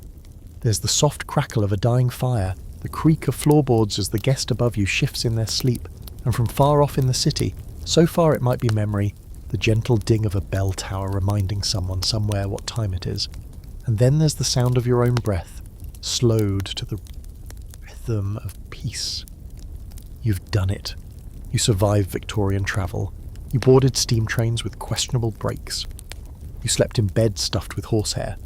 You ate mysterious puddings from carts, climbed Alpine peaks in a coat 3 sizes too warm, and nearly drowned in the English Channel while trying to pretend you enjoyed bathing. You faced stern customs officers, chatted with moody artists, rode mail carts with men who barely blinked, and stumbled through languages you never mastered, but fumbled with charm. And let's not forget the goat. You'll never forget the goat. And now, as the journey closes, you feel something shift. Not loudly, not dramatically, but like a door gently closing behind you. You're not the same person who packed those boots. The world has crept into your bones, left souvenirs behind your eyes. You can still feel the sting of snow in the Alps, the sand in your socks from Brighton, the laughter echoing through Parisian cafes, and the silence of a rural churchyard where ivy wraps around names you'll never forget. This is what travel does. Even Victorian travel, with all its soot and starch and overcooked cabbage. It opens you, it humbles you, it teaches you to see, and maybe you didn't find enlightenment or romance, or whatever it was you were pretending to look for when you bought that train ticket. But you found stories, you lived stories. And that's something the Victorians understood deeply. They knew that to step outside your door was to step into the unknown, and they did it anyway. Corsets, cravats, and all. Tonight, as you drift off beneath thick quilts and the weight of everything you've seen, and allow yourself this one final comfort. You travelled, you endured, you laughed, you got lost, you were there. And one day, someone will find your old journal, flip through its pages, and wonder what it was like to walk the world when steam was king, skirts were wide, and every journey took a little courage. But you'll know, because you remember the rattle of the tracks, the flutter of the ticket in your hand, the thrill of stepping off a train into a city whose name you barely knew how to spell. You were the traveller. You still are. Good night, explorer. Sleep well.